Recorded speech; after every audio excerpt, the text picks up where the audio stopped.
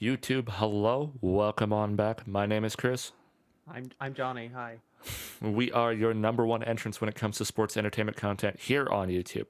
Back again, episode 7 of the podcast. It's been like a month since the last one because it's been hard to find time, but Listen, we both work a lot. It we is the do. biggest thing. Yeah. So we are recording this on the 5th of August, 2 days post SummerSlam.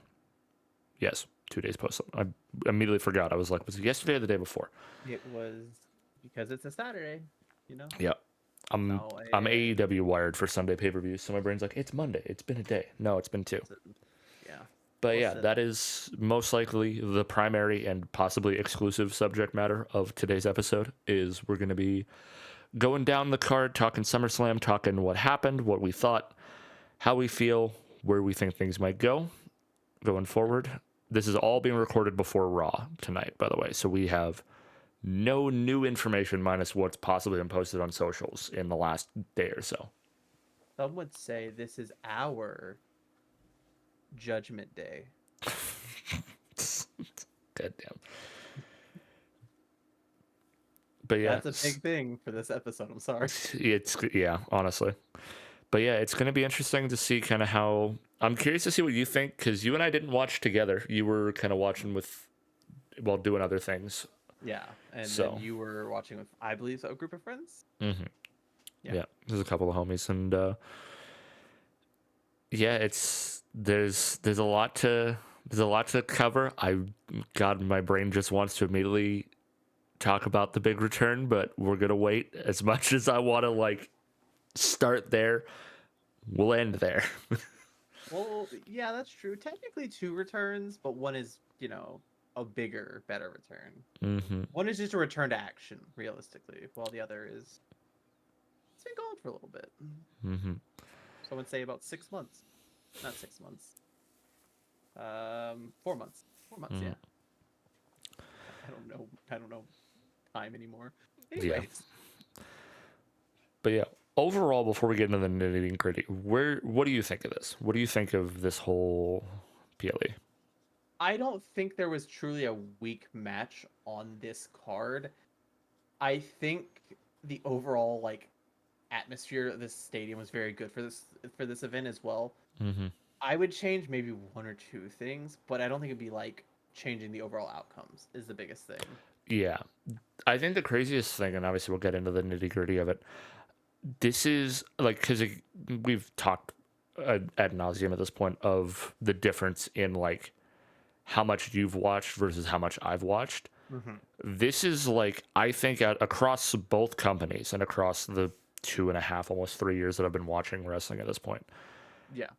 there were so many title changes on this card, which I think is a I good thing. But like it really kind of caught me off guard of like how many people changed belts.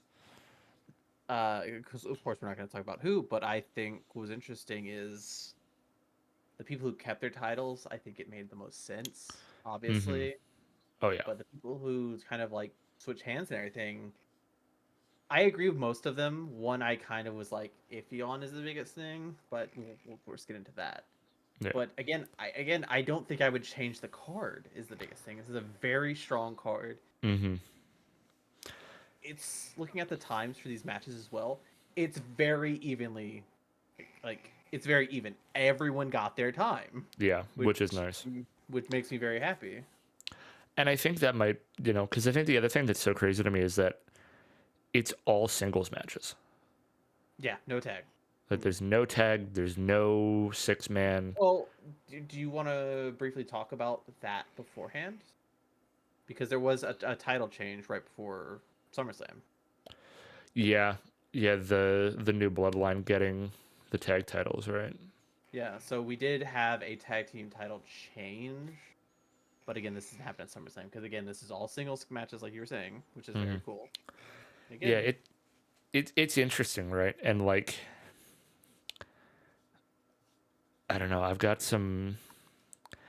have some theories on something that could be where they're leading to something.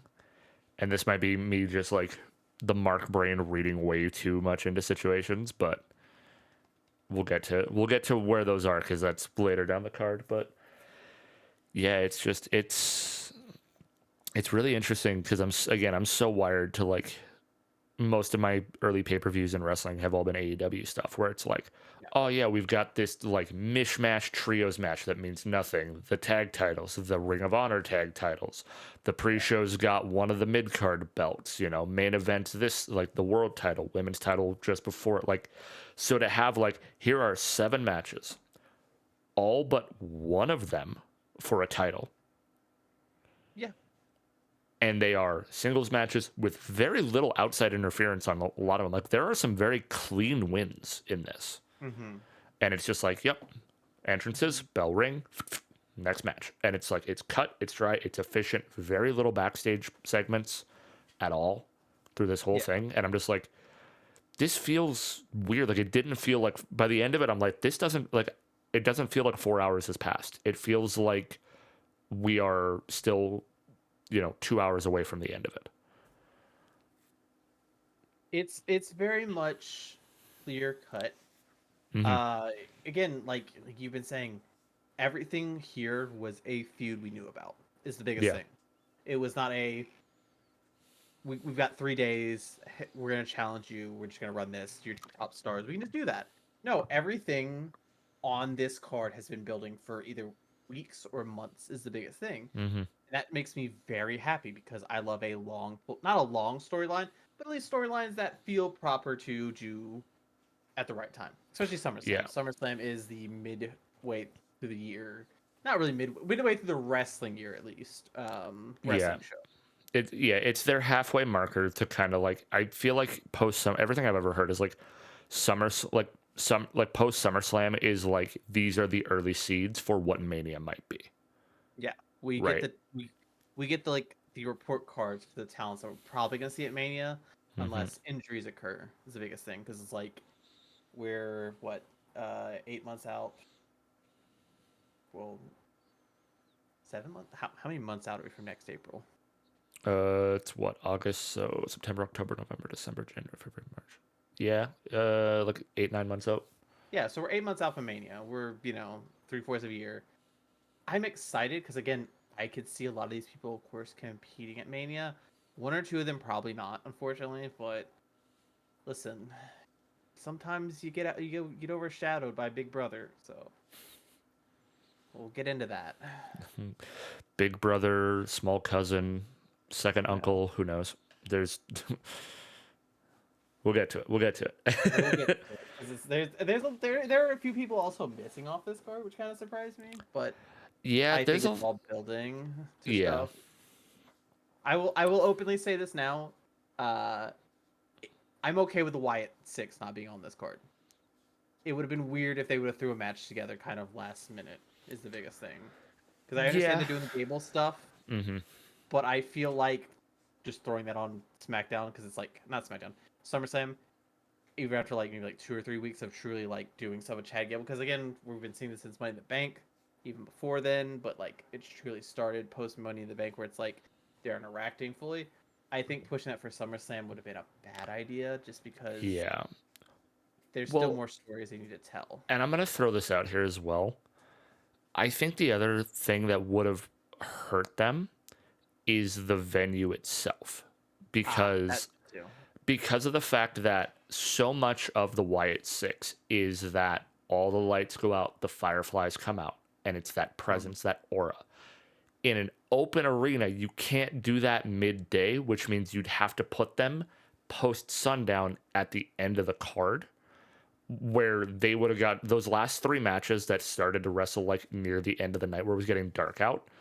You couldn't have put them anywhere. You couldn't have put them before those final 3, and you sure as shit couldn't have wedged them in the middle. Yeah, very much so. Like it is again. I think that we will see them at a pay per view that is like again an indoor venue. Mm-hmm. But for now, I think what they're doing is just fine. Yeah. You got to build them up, right? Especially with like the legacy that they hold, right? You got to really treat them like there's so much like almost cautionary work you have to do to Mm-hmm. not rush them in, And like they've done such a good job of building him up, especially with like the vignettes with like the VHS tapes and like the interviews with Uncle Howdy and all that. Like You it's don't want to overexpose them too quickly. no, right? Because I think that was part of what hurt Bray back in the day, right? Was like they either rushed him into things and didn't let it build, or they weren't teasing him enough when he was on the back foot. So like they've Yeah. found this really healthy mix of like you get the moments, like the interactions but no contact, the videos, the interviews. Then they start to actually like get physical with Gable. Now we're led to match, and I'm like, I think that is the healthy way to go about it. No, I fully agree because again, like there is no rush. There's an end goal, of course. It's like to take care of everyone who has wronged their family or wronged individuals. Like Mm-hmm. the biggest target now, technically, if you think about it, if they're going this route, is someone we see in the first match. Mm-hmm. Like is someone we see in the first match and someone we see in the sixth match. These two individuals will probably become targets now. Is the biggest thing. So Yeah, it's gonna be interesting. But should we get into the card itself? yeah, match number one, I think, kind of surprised a little bit of people starting off the show. I think it's the right spot for this. Truly, Mm-hmm. um, we get Liv Morgan, the champion, going up against a returning Rhea Ripley. We haven't seen Rhea since right after WrestleMania, where Mm-hmm. she was unfortunately hurt in a backstage segment. It was not writing her off TV to give her a break. She was champion at the time. It was truly a mishap with an altercation backstage on TV, and then she was hurt No, up until what, 3 weeks ago, maybe. something like that. It did work. It did line up well in that time. She went and got married, but She did. She of course is accompanied to the ring by one dirty Dominic Mysterio. this motherfucker, dude. This So, whole I I live for this story so much. Like this whole like Dom and Rhea, Dom and Liv when Rhea's gone, the switch back, and now the payoff with this. Like it's been so good and so so interesting. throughout this match, we see a very cowardly Liv running away from Rhea constantly. Uh, Rhea finally gets the upper hand. They go at it a little bit. Rhea dislocates her left shoulder, I believe, either left or right shoulder. It's her right because it's the same arm that was injured, Yeah, which it is was where her right. a lot of people are saying she might have come back a little too early. Yeah, it was her right shoulder. There's an outstage out of the ring dive. Liv takes out Dominic. Very interesting. And then Rhea, cool as fuck, pops her shoulder back into place, starts giving Liv some true offense. Yeah, because the thing is, when it popped out, the a lot of people online right now are saying there are a lot of botched spots in Mhm. this SummerSlam, and some people say that this one, the one that caused Rhea's shoulder to go, was that Yeah. because if you look, like Liv grabs her and preps her to throw, and then they kind of stop, and then Liv goes. So like the timing might have been off where Rhea couldn't brace, and that's Mhm. what caused it. But I don't know, right? Like that's the It hard part with it of like if it was just intentional yeah, or is it was this a work through the whole thing that just ended up being a little more real? Was it a botch on or a miscoordination? Or is it just a fact of Rhea's was gone for a chunk and then just came back a little too early and there's still a little bit that's not all right in the arm, right? I truly think it's hard to say is the Hmm. biggest thing because I don't think we were ever given any insider notes on about if she had surgery or if she just let it heal on its own Hmm. or Yeah. so on and so forth. It was a very hush hush injury.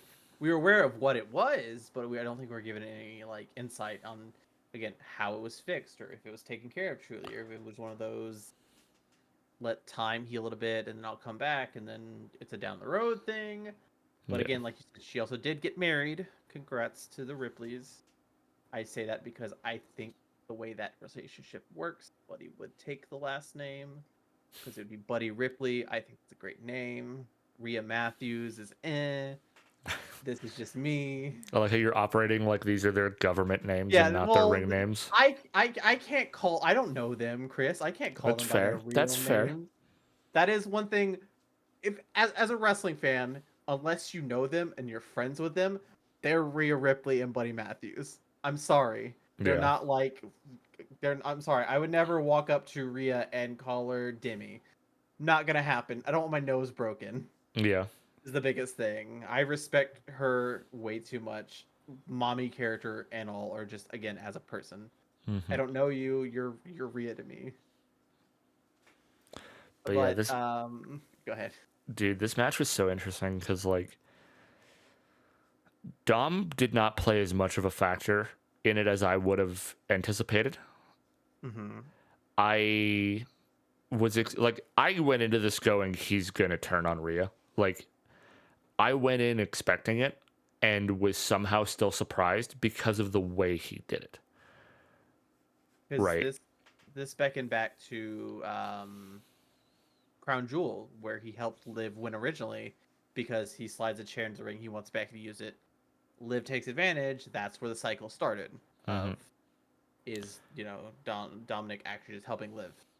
Yeah, but I was expecting like he to push either Rhea out of the way of a chair swing and he take it, or like he to push Liv out of the way and Rhea hit him with it. Like that's more what I was expecting when the chair got Hmm. introduced. Not Yeah. so much the idea of like pull the chair from Rhea on the logic of you can't win back your belt with it, to Yeah. then shimmy his way around the ring and distract the ref for Liv to hit the Oblivion. Yeah. Of course, like you just said, Liv hits the Oblivion on Rhea. One, two, three. Hmm. For moments, it looks like it was a mistake. Oops. And then that camera looks at him Sorry. and that fucking shit eating grin That really man rolls up. is a Mysterio. But he's His also a dad, Guerrero. his dad is a legend. His dad, unless it is in Bizarro World where he's somehow getting booed, has never truly been booed in his career. Hmm. His son is the biggest heel in wrestling right now. Oh yeah, Like, I understand there's probably people who are doing worse things. I guarantee you, if he tries to cut a promo tonight on SmackDown, Raw, he's not getting it's a word out. he's not getting a word out edgewise, and that's amazing. Because like you said, as much as he's a Mysterio, R.I.P. his real father Eddie, because that's a motherfucking Guerrero if I've ever seen one. But dude, we missed the opportunity with him choosing a side. We'll never get the second ladder match for custody of Dominic I Mysterio. I think that would have been good. I think you tease that a little bit. Like I think it's like it's lineage, it's story, it's there. I would love to have seen it again. Yeah, It's just like, but yeah, Rhea's back, but Dom is turned. Is well, I guess not. I guess turned he's is shown his right. true colors. He's shown his true colors. I don't think he was ever legitimately back with Rhea. Yeah. Well, yeah. It's just like it was. I think the moment like Liv planted those like little bit of seeds. It's like, yeah, no, I get it. Is the biggest thing. Well, and That I was, think honestly, from storyline perspective, obviously, Rhea sealed her fate when she told Dom to not worry about Jay. yeah. As No, soon as I she get was that. like, he doesn't matter, let's Hmm. worry about the group. And she immediately is like, hey, disregard your feelings. Right. Because, like, obviously, she could have come back and beaten his ass for what he was doing with Liv while she was gone. Oh, full on, Right. entire. But she didn't, or at least not as much as she could have. So Yeah. then when he shows and kind of opens that, like, hey, I'm not, I don't know what's going on. I'm not comfortable with how this is laid out. She goes, no, no, no, that doesn't matter. How do we as a group get our belts back? Yeah. I also think it was one of those things where the whole Dom Rhea relationship was very Rhea is on top. Like not as a sexual thing, but Rhea's on top. Like Rhea's here, Dom is here. Yeah, Is the he is the biggest thing. lower priority. Yeah, I think the way you look at it with Dom and Rhea, Dom and Liv, it's this now. They're equals, Like yeah. they're equals. which means I think that's one reason he turns. Like I'm very tired of being seen as, us together, but I'm the lower part compared to Yeah, I'm you. the Is the biggest accessory. thing. Yeah, I Right. would prefer to be, not an object. Is the biggest thing. Hmm. He That's how doesn't. I He kind doesn't. of He's see it. had. He's had enough. Yeah, he's had enough. I will also say this, and this is always, God, that man has a great mullet. He just, God, it is such a dirt bag piece of it's shit such a Eddie bad hair and Guerrero. mustache combo that works only for him. If anyone else in this world tried to pull off that look, it ain't it, Chief. No, God no. I'm also gonna say that 2 nights ago, I got to hear like people of old wrestling, like people who have watched wrestling forever, have gotten some of the best calls in the world, right? The by God, he's broken in half, right, and all that kind of stuff. Mhm. I got my generation of wrestling fans equivalent in Pat McAfee screaming trash ass mustache as he shit talks Dom as he walks out of the ring. It's one of those things where it took like such a long period of time for people to like give Dom his flowers. Hmm. The work he's been putting on as he's joined the Judgment Day, Oh yeah, that's career work in it itself is. is the biggest thing. I'm a little worried what's gonna happen in the latter half of this is the biggest thing because I don't know how Hmm. long Liv and Dom are gonna last. But God, See, and that's what I'm excited for though, because you know what we can get out of this. hmm, So obviously, and we'll get to the back half of why I say what I'm about to say. The Judgment Day is exploded. It's done. yes, There's no it's the Judgment Day does not exist anymore. no, But I'm waiting for the moment that Liv goes, "Oh, you thought this was a thing. I'm done with you now." And she discards Dom, and obviously Rhea's not going to take him back. no, And you get this lone man going, "I've lost everything." And that's the moment he tries to reconcile with Ray.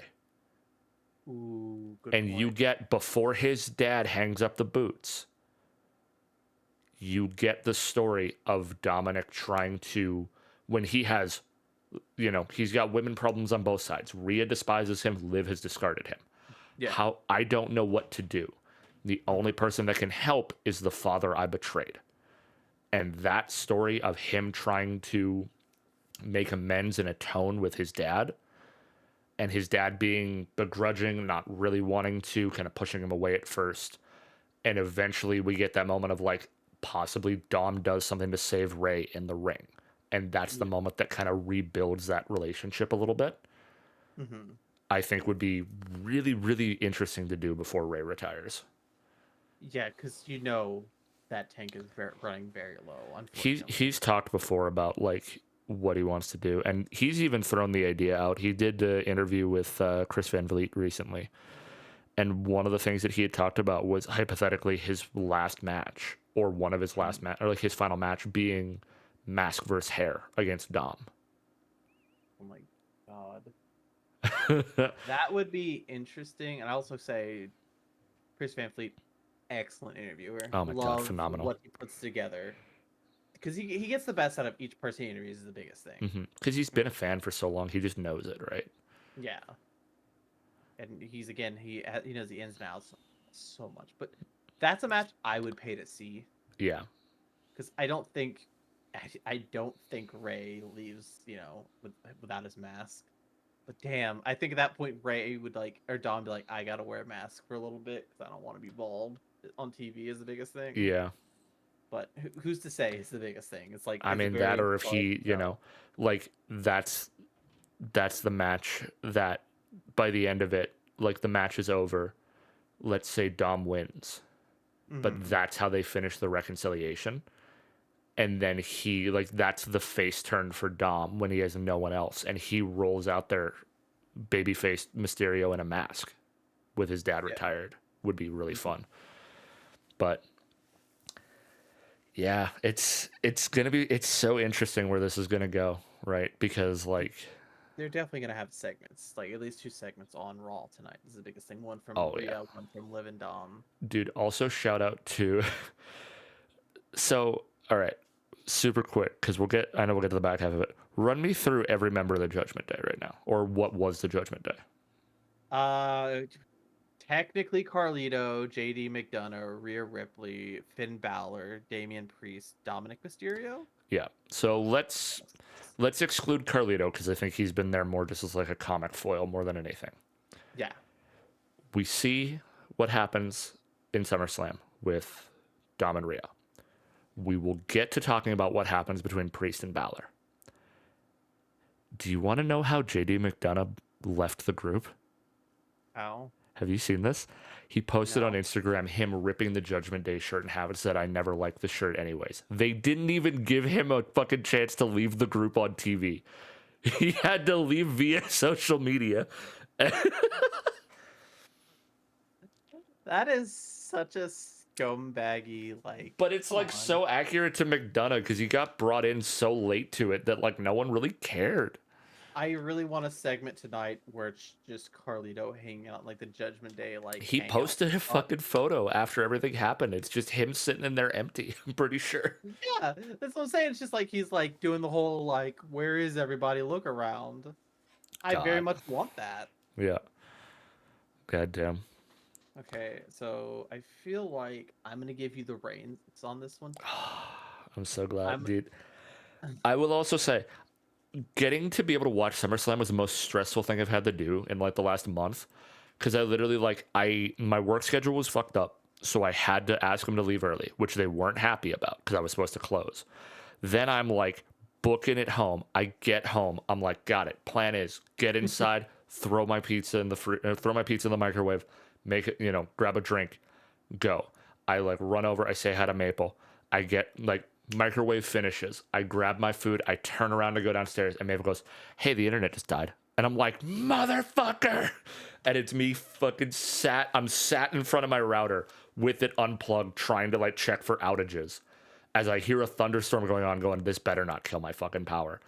And as I'm sat there angry as fuck, I can hear an ice cream truck outside in the middle of a thunderstorm. So I'm sat here at my router and this super happy music. I'm like, I'm going to lose my fucking mind.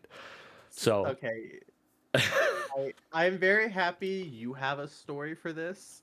Once we reach the main event, I have a story to tell. oh, good. All right, man. Which is similar to yours. So okay. Excellent. Okay. Excellent. But yeah, so I'm glad I didn't miss anything. And I was like, there's only one match that if I had missed it, I would have been like, okay. Yeah. But because you knew you weren't missing the main event, like unless Yeah. the power, of course, did. It unfortunately didn't, but unless the power did go out, you're not missing the main event. yeah, but this match was another one that I was like, I need to see this because this was the first time that I have been able to see one of my favorite boys actually wrestle. As I got to see Braun Breaker fight Sammy for the IC title. And, oh man, his dad was in attendance. His uncle was in attendance. The Steiners were in the house. Yeah, Steiners were in the house. I will say Braun Breaker almost fucking died because Sammy did not have enough momentum to flip him the way I think he wanted to. Thank God he put his arms up because holy shit, that could have been bad. I will say, of course, this is a rematch from Money in the Bank. Yeah, Mhm. so just letting people know this is a rematch because Braun, of course, first time around didn't get the job done, unfortunately. Nope. And that was his only main roster loss. Yeah. Up to that point. Which again, I don't think it would have went this way personally, but I'm very happy it came early because I don't like undefeated streak like things. I don't think he ever would have. No, again, I don't think so either. But again, out of the way is the biggest thing. Yeah, but they made hit. But man, this match it's short, but it's good because it is exactly what you want, and I think exactly what they want out of Braun is. And I've said this before, and we were talking a little bit before we started, is that ever since they put Heyman in his corner on a random ass NXT that was competing against Dynamite, I have been right. Yeah, dude. Of course, no. We definitely planned for Becky Lynch, Cody Rhodes, The Undertaker, and Paul Heyman to be on this random NXT that just happens to collide with Dynamite. Anyways, I'm still a little bitter about that. But regardless, as soon as they made Braun Breaker a Paul Heyman guy, in the back of my head, I went, as soon as Heyman is done with the Bloodline, Heyman is going into Breaker's Corner, and we are basically building the next Lesnar. Like, Which in terms of all that they talk about with him, is the fact of like he is like insanely strong, insanely fast. Like his old promo or the old vignettes they used to cut of him in NXT is like showing his combine stats and like that shit, which was how they used to. It's how Heyman forever used to pitch Lesnar, yeah, right? So because it's like, yeah, Lesnar came in as this collegiate wrestler who, along with Sheldon Benjamin, I will always give Sheldon Benjamin credit, fantastic wrestler, just couldn't talk. Sorry, hmm bud. Um, Absolute monster, hitting 450s, hitting suplexes, hitting hmm German, everything in the textbook because he just could. hmm And I don't know if he's a scumbag. We'll find out. No, I kind of hope he isn't because he's a great wrestler. But if he is, fuck him. Uh, but yeah, if you're building the next Lesnar, put Paul in the corner. yep. Put And Paul in the like corner. he's just and giving him this title so early into his main roster, it gives me hope. But I raised this question to you because I'm curious because I don't have an answer to this. Who is his first feud for that title? He'll probably have a lot of one-off title defenses, but who is his first feud? Is what I'm wondering. Because like I don't even know, man. Like, and it doesn't help that I don't know WWE roster as well, but like you got to give him somebody that can compete on like a genetic side of or like a physicality side. I don't think they go Dragonoff immediately. I would like for them to go Dragonoff immediately, but they've already gone back and forth a lot. Is the hmm biggest thing. Yeah. I The mean, the other one I threw, and it wouldn't obviously contradicts what I just said of like competing physically, but would be fun from a story side of things. You sure as shit ain't using Baron Corbin for anything. actually, they And are. oh, are they? What are they using He's Corbin for right now? he's teaming with I believe Apollo Crews Oh, really? on SmackDown. Yeah, for some Wild. reason. But Yeah, like this would be such a better thing to do because of the fact that they were what were they called, the War Dogs in they were NXT. the War Dogs. Yeah, They were tag champs before the draft. they, So like, again up until a few weeks ago, they were never using him was the biggest thing. yeah.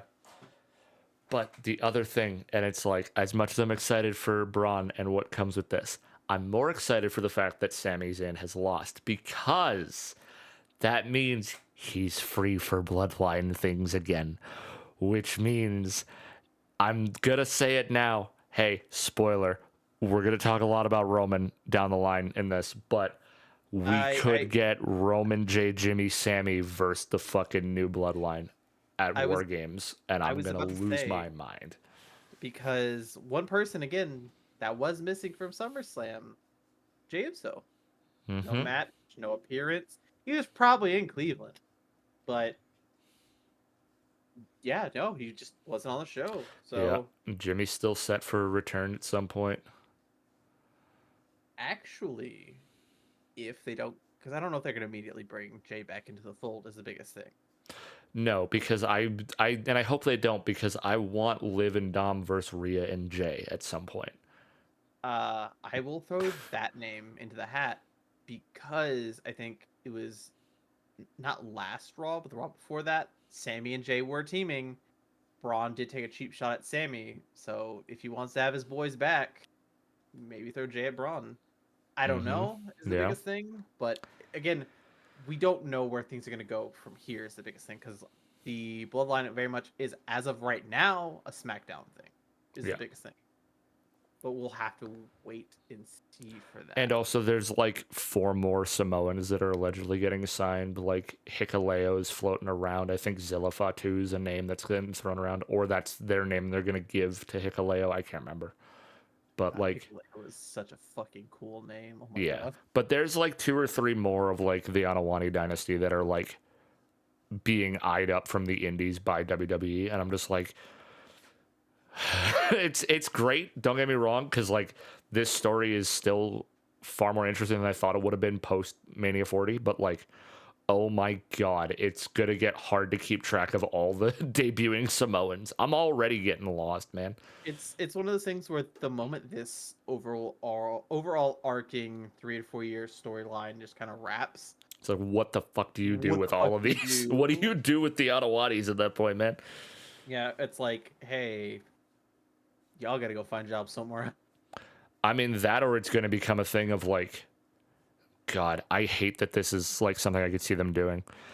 Because obviously they do the draft, and then there's obviously like the handful of people that are like, oh, they're free agents. They're, they can go anywhere. And you literally just essentially have like a room full of bounty hunters at that point, and it's just a shit ton of angry Samoans, and it's just like, all right, you three, I need y'all to help me beat the shit out of that guy. Go. The old APA tactic where you just pay him some money for security purposes. Mm-hmm. The But yeah, Acolyte Protection Agency. Anawani Protection Agency. So I will say this little cutaway since we're talking protection agencies. APA had a T-shirt that young Johnny wanted and older Johnny still wants. It said APA on it. Do you know what the APA stood for on that shirt? No. Always pounding ass. Hell yeah. To me, I was like, as a kid, I was like, yeah, beating up people. Adult Johnny's like, I need this shirt. It's Yeah, no it's doubt. like the Carlito Spitter Swallow shirt. I'm just like, Yeah. these are shirts. I'm like, they're not gonna sell these now, but if I ever see them, I'm gonna buy them. Yeah, no doubt. Holy shit, that's funny. Yeah. But yeah, dude, Sammy being free to do whatever now, I'm like, we're gearing up for November 30th, where it's gonna be the OG bloodline. Well, OG bloodline versus this new pack. Yeah, pretty much. Oh, Yeah. it's gonna be so good. The gremlin brain in me is like, you don't need a passport to fly to Vancouver to go to Survivor Series. Get a ticket. Get a plane ticket. Get an event ticket. I'm like, but also Vancouver's gonna be cold as fuck at the end of November, and I don't drive, which means I'd have to walk through there or Uber in a town I don't know. It's the Green Goblin mask talking to you in the Yeah, background. it really is. Do it, Chris. Spend the money. Yeah, Vancouver's not that hard to get around in. And it's like, yes, it is. What do you yeah. mean? There's, It's a major so city. there's so many sketchy parts of Vancouver too, and knowing me, I'd absolutely wander into one by accident. So it's just like, you know, No. it's yeah. Hey, also shout out to me now just reading that I spelt the next guy's name wrong in the Oh, list. yeah, you mean Dude. Logano Fatu? Come on. Yeah. Moving on to the next match in the card. LA Knight versus, as I've wrote it, Longa instead of Logan. Fucking dumbass. One of the whitest people on this entire card. Yeah. I Longa. mean, there was only probably one other whiter person, and that was the dude that walked to the ring with him. Yeah. Fucking Machine Gun Kelly, man. I get it. They're in Cleveland. Like, He is a native of Cleveland, but but like, it just scumbag. it just really hammers home that Logan Paul's a piece of shit when he's walking to the ring with someone like that, right? Like, Yeah. Uh yeah, it didn't help because of course we know he's a scumbag. We know he's a piece of shit. Comments before this, of course, were made very untrue comments, I will openly say. And hey, if you're wrong on the internet and you have a very large gathering mhm. and you want to apologize or admit you're wrong with something, be open, apologize, say I didn't mean it, I am sorry. Yeah, don't double down Don't on the bullshit. don't double down on the bullshit and don't fucking start the tweet with oops, you garbage human being. Yeah, You absolute fucking I know he's never gonna see this. You absolute fucking scumbag of a yeah, person. yeah. Just there's so much of it, but hey, with him losing, we no longer have any part timer champions. Yeah, yeah. I hope he's going for a while. This is a very kind of clean and cut match outside of the ending. It was a Yeah, good match. I'm very happy LA Knight finally got the championship he's deserved because dude. Yeah, They held off on him for so fucking long. It was annoying. Yeah, huh? When because I was watching with Luke, and Luke literally said, and I 100% agree. He's like, if LA Knight loses tonight, I have no reason to cheer or care for LA Knight ever again because they have teased him winning for so long, and if he loses it now and he doesn't get it, then Yeah. there's no point in ever assuming he will. Like we I think we all knew as like wrestling fans he was never gonna beat Roman. That was a given. No, But absolutely not. but the fact that like he was still getting probably one of the like top three reactions of the night every single time he'd come on TV, and then they took him Yeah, off TV for a little bit, he'd come back. He's still getting those reactions. It's like, give him the fucking mid card title already. Give him yeah, something that's like, hey, I have this now. This is mine. hmm I'll be on the show more frequently, and you can cheer me. But they just because it wasn't even Vince for the longest point either. Is the biggest thing. It was like this is Hunter's era, and they're still like, no, just keep pulling it out. We'll think of something, and then they yeah, finally months down the line. Like I agree with Louis entirely. If he doesn't win this, it doesn't matter anymore because no, he could win 3 months down the road. It's like, oh, I finally won it. Survivor Series. It's like no one cares at this point, unfortunately. People still yeah. like care, but it's like Well, and it's not the it same. just would have been one of those things of like, I don't even think it's so much no one would have cared when he won it, but everyone would just assumed it's like, oh yeah, he's in it to lose. He's in it to lose.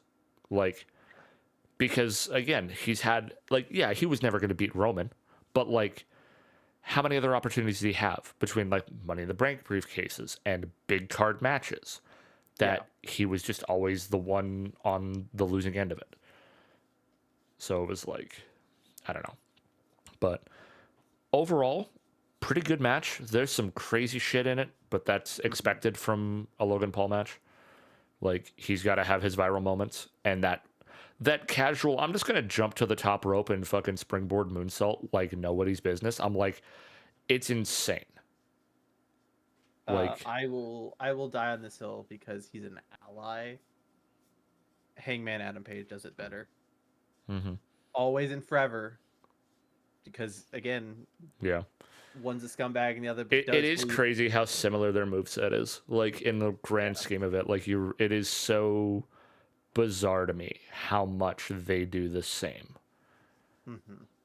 Because they are like even disregard personalities on a physicality level they are such different builds, Yeah. but to be doing the exact same set of stuff is crazy to me. Moonsaults outside, the buckshots, the just willing to just throw their bodies everywhere, Hmm. just with basically zero regard because Yeah. it's wrestling. But yeah, I think the right person wanted the right time. Oh yeah. Probably could have happened a bit earlier, but I hope his title run is better than Logan's because Logan didn't defend his like at all ever. Yeah, I Very mean again, annoying. part-timer champions, right? Yeah, but again, he wasn't the only one within the entire wrestling industry not defending his title for a No, while. absolutely. Now I raise the same question I asked you a match ago. Who is LA Knight's first feud with the US title? Who would you want to be his first feud? Because he's got enough of a skill set and especially enough mic work that he could kind of do whatever.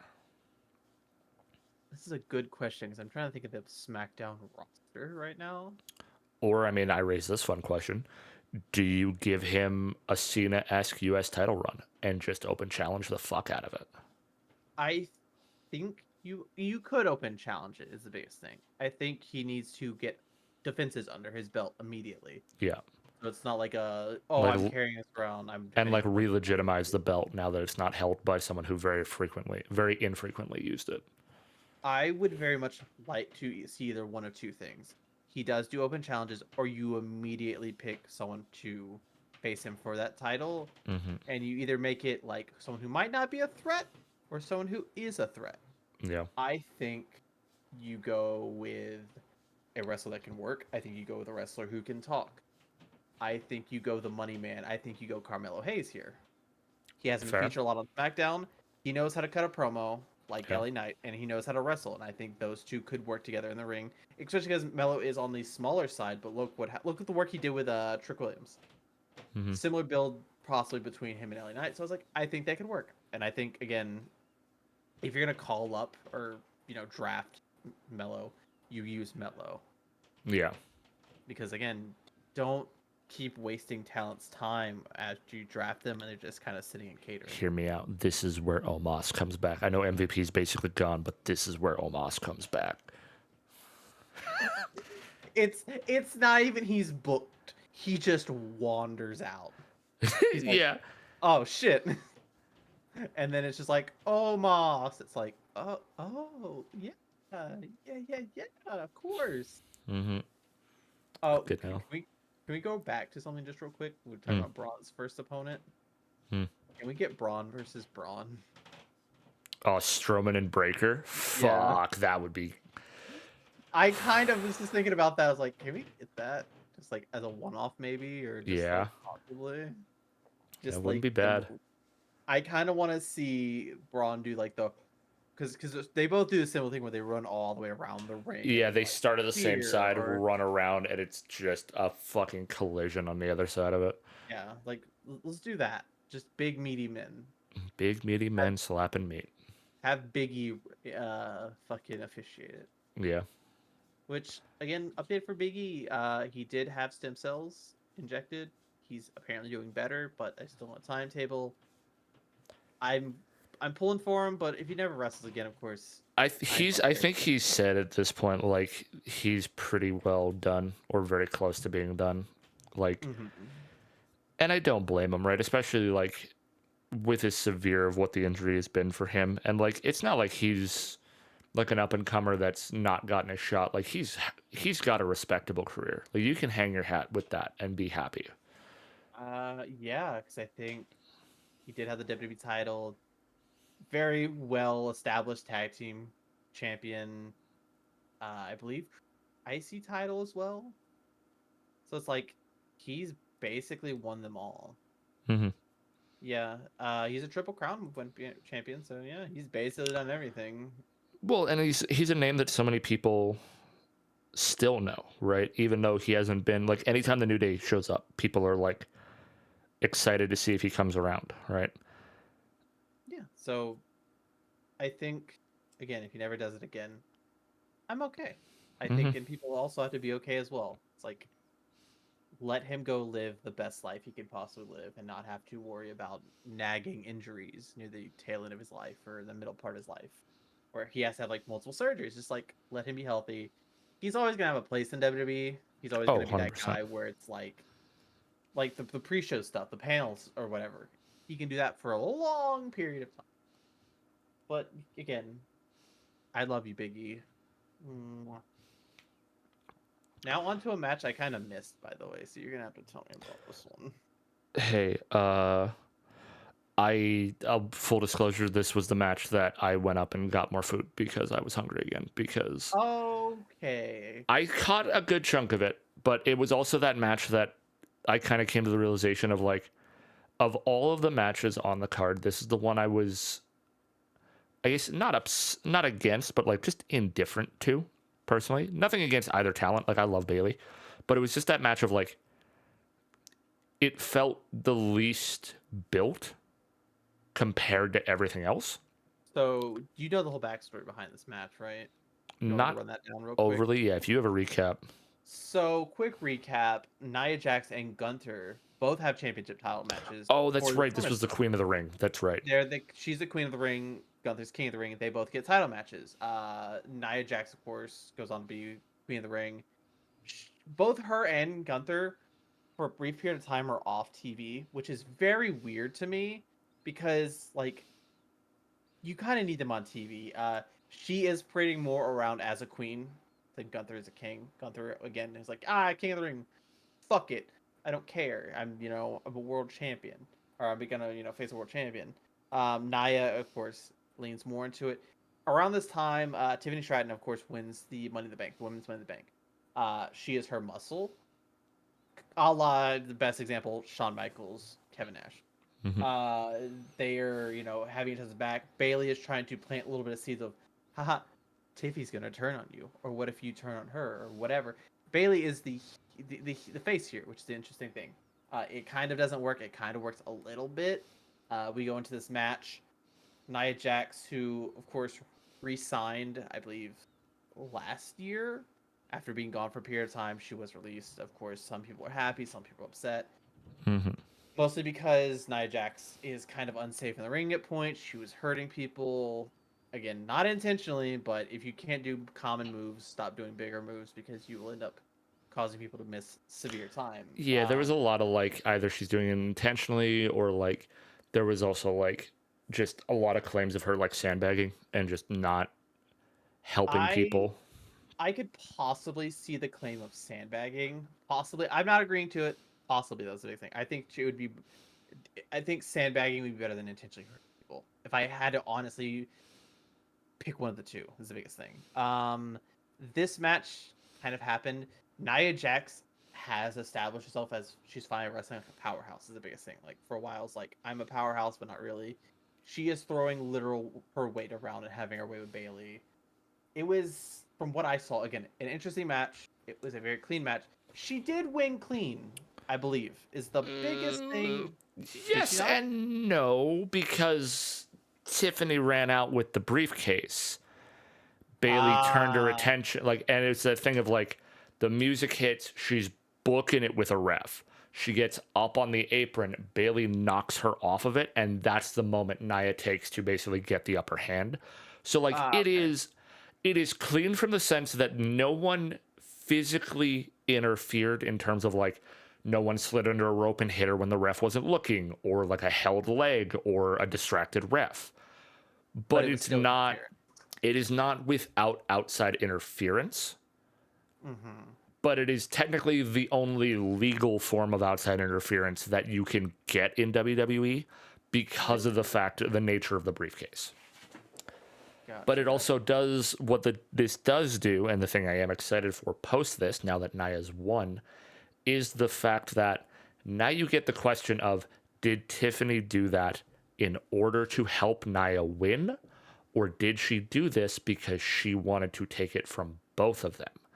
And you can really plant the seeds of mistrust and that question of when will Tiffany cash in? I think we don't see it. We could see Tiffany cash in any day now, technically. Technically, because again, it is any brand is the biggest thing. True. Um, it's gonna be very interesting to see how things go forward. Um, I Well, think it'll work well. and I am in the theory of she's not going to cash in for a while. And No, the reason there's why would you give her a custom briefcase Friday night for her to yeah, tease the cash in a day later? Like this is going to be one of those things of because even like when Nia gave her the briefcase on SmackDown, right? It was this thing of like I got this made for you. But you have to yeah. remember, once you use this, There's you are no longer the princess to my queen. Like that's over. yeah. It is one of those things where it is now you have to play ball the best you can. Yeah, but this will lead to the fun thing of Nia keeps throwing that at her of like, I am queen of the ring. I am the champion. You are my princess. And Mm-hmm. that goes away if you use that. Then it's like, Yeah. this is clearly a bribe, but I'm excited for the day that Tiffany goes, but if I do it, then I can be queen. And Mm-hmm. that's the snap in her mind of like, now we go. Because again, it's a whole year is the biggest thing in the world. Yeah. It is a whole calendar year from Money in the Bank to Money in the Bank. So it's like, again, I think it could stick around for a while. I think it'd be the best. Also, the other thing, considering you fucking same nighted, considering like we lost the men's already this year, Yeah. right? Like we need one to float around for a while.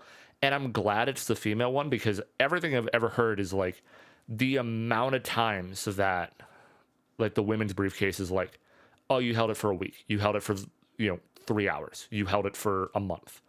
Like, give us one where they let it sit and stew for a while, if it makes sense, right? Like, because as much as Priest did really well once he got the title, he had 1,000 opportunities when Seth was hobbling out to that ring half broken to just out whack, Mm. cash in, walk out. He could have held that belt for another And like 150 days if it he had pulled the made trigger.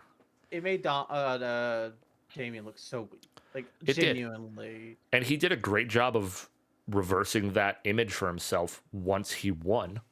Yeah, because he, of course, gave Seth his due.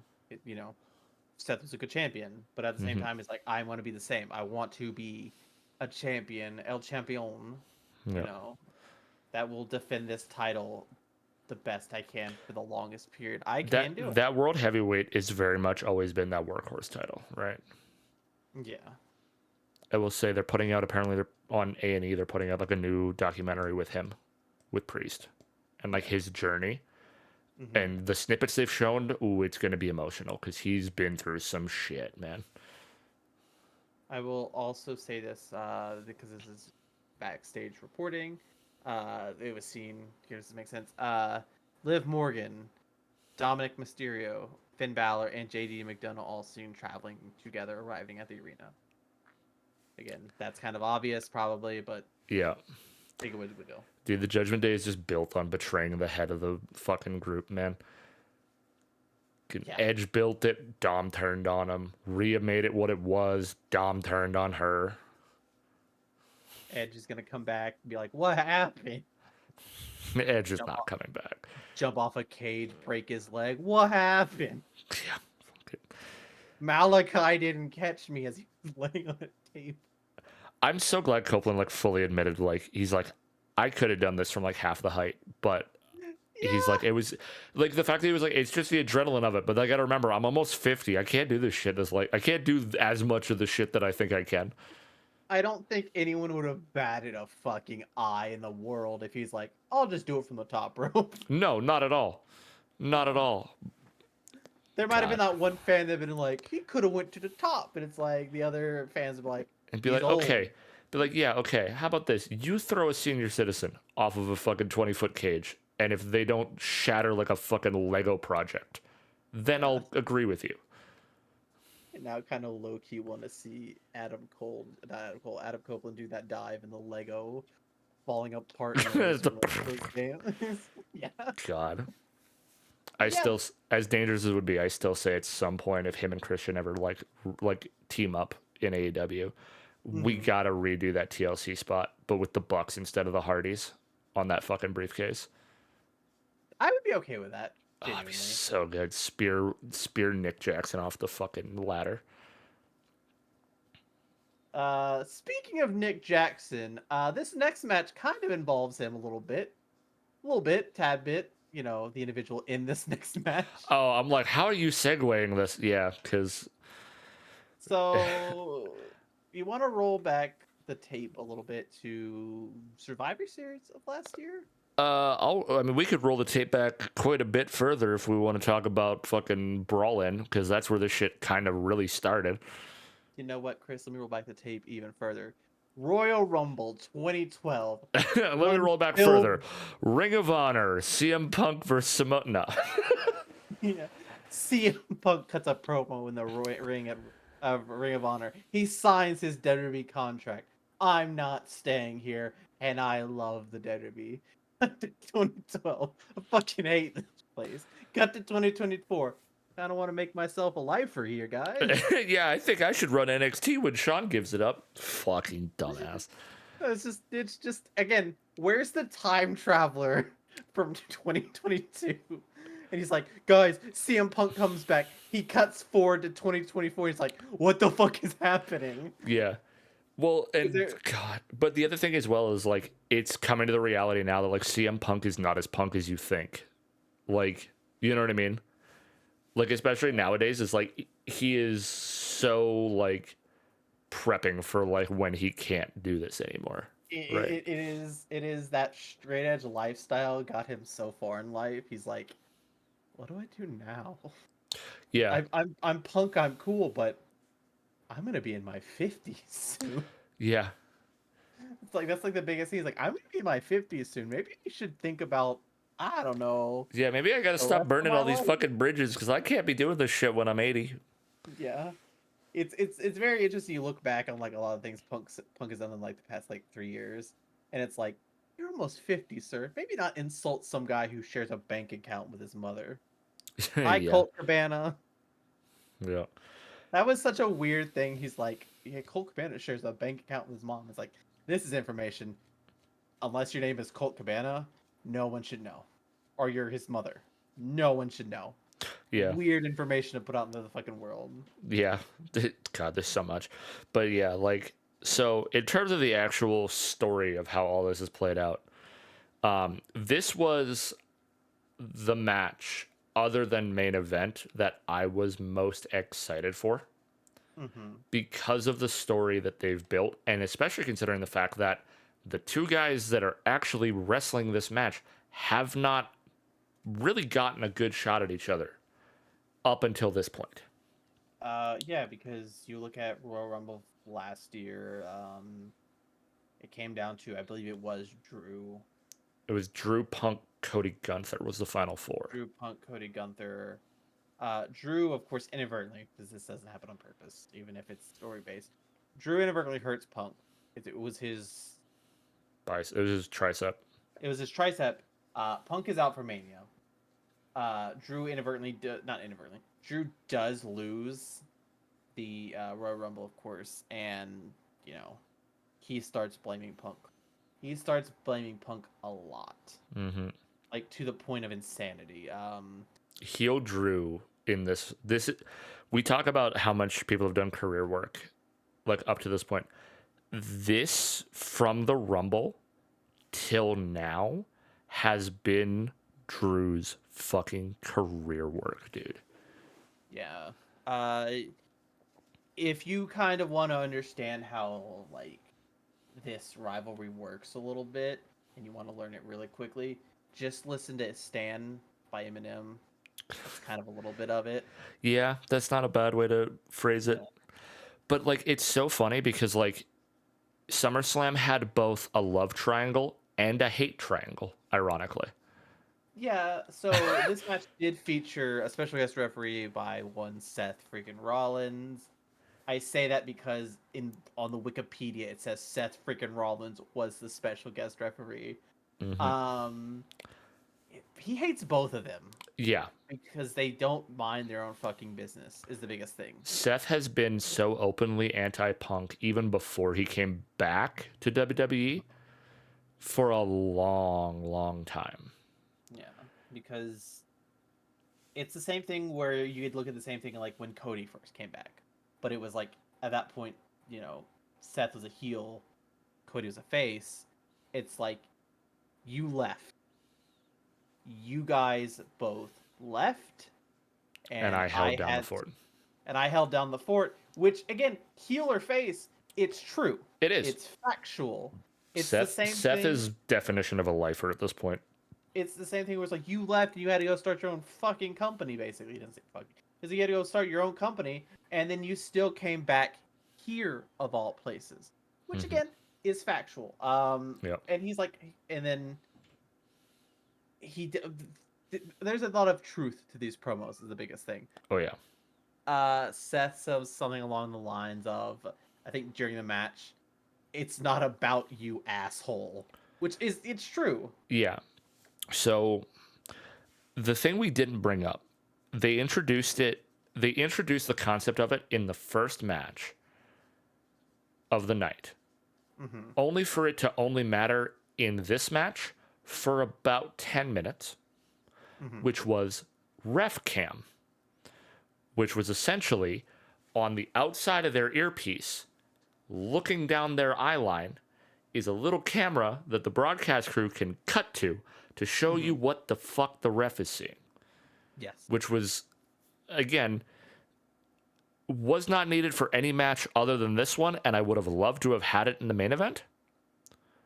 And for sure. And the only time they cut to it in the entirety of the night is twice during Seth's entrance, which was sick because like to let us at home see what it's like to go down like that walkway and be up on the ring and all that is great.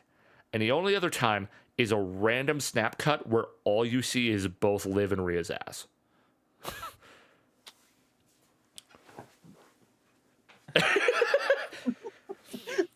That's the thumbnail. But so, and because like, and the reason I say only the first 10 minutes of that match is because at some point Seth hits the point of what basically every special guest ref match is where the ref becomes essentially the third part of a triple threat. Yeah, And because he I believe rips he's all of the ref gear out, so the airpiece and the mic and the pack come off, yeah, and then we don't see it again. I was like, what which the is fuck's the point? which again, for those unaware, the ref pack is necessary for actual referees because it keeps in contact with backstage. But Yeah, this it's was, yeah, because the a refs, former out because at there. that point, what they're being told is things like, at this time, hold up the belt. At this time, ring the bell. You have this Yeah, long till commercial. You have this long till we're back. And they're communicating those things with the wrestlers in order to keep the match going. Now, and after when the ref is a wrestler, he understands spots and timing that he can just kind of do it with them. He doesn't need to worry, especially on a pay-per-view. Like, yeah, and of course as well when big spots or dangerous spots happen, like out like dives to the outside that might look dangerous. The refs check on them. You will see them reach for their backside. That is them hitting their radio, being like, "Yeah, they're fine. They're okay. We can keep going." Or, "Hey, such and such is hurt." Is the biggest thing. yeah. Get the actual paramedics out here, please. Yeah. But so the other big detail with this story, or this whole storyline, is in his hometown crowd of Chicago, Drew McIntyre beat the fuck out of Punk and took a friendship bracelet that has AJ and Larry, which is Punk's wife and Punk's dog's names. So, which is actually interesting because this probably isn't the same one. This was actually a fan gift, by the way. This is a legit fan gift that was given to Punk when they Interesting. met. Yeah, so this is, again, I say probably this isn't the one because I imagine the actual like band that was used might have broken the amount of times they've taken off, put it on, it's hit the mat, so on and They've so probably forth. they probably have a duplicate built at this point. Yeah. But yeah, so Drew has been carrying this bracelet for months at this point, probably. Hmm. And it becomes such an important storytelling device in this match. Because Seth, I'll give Seth credit. He plays it pretty fair in terms of if one of them gets to do bullshit, he lets the other do bullshit. When it needs to be that he actually needs to be a ref, he does a very good job of it. Of he counts to 5, he rips them off and goes, "Hey, you gotta fucking listen to me." Then the other guy jumps and beats the shit out of him, does the exact same thing. And it's built, Hmm. it's staged really well.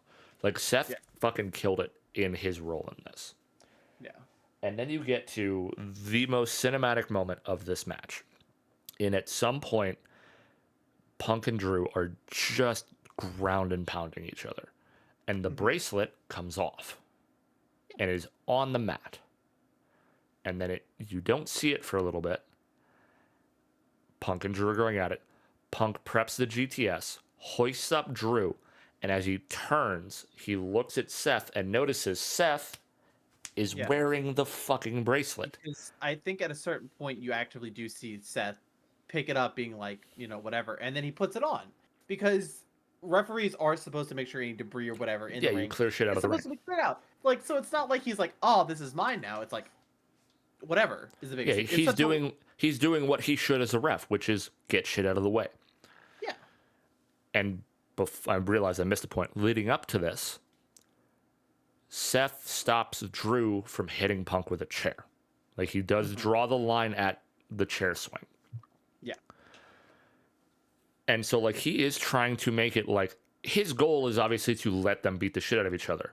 Considering he looks away and just kind of turns a blind eye to, in my opinion, one of the most painful things I have seen in a WWE match, in which Drew does the thing where he's got Punk's legs and like normally they like backdrop and slam you into the bottom Uh, rope, and he does it yeah. to Punk under the ring. So he fucking full chest shots him straight into the metal, basically.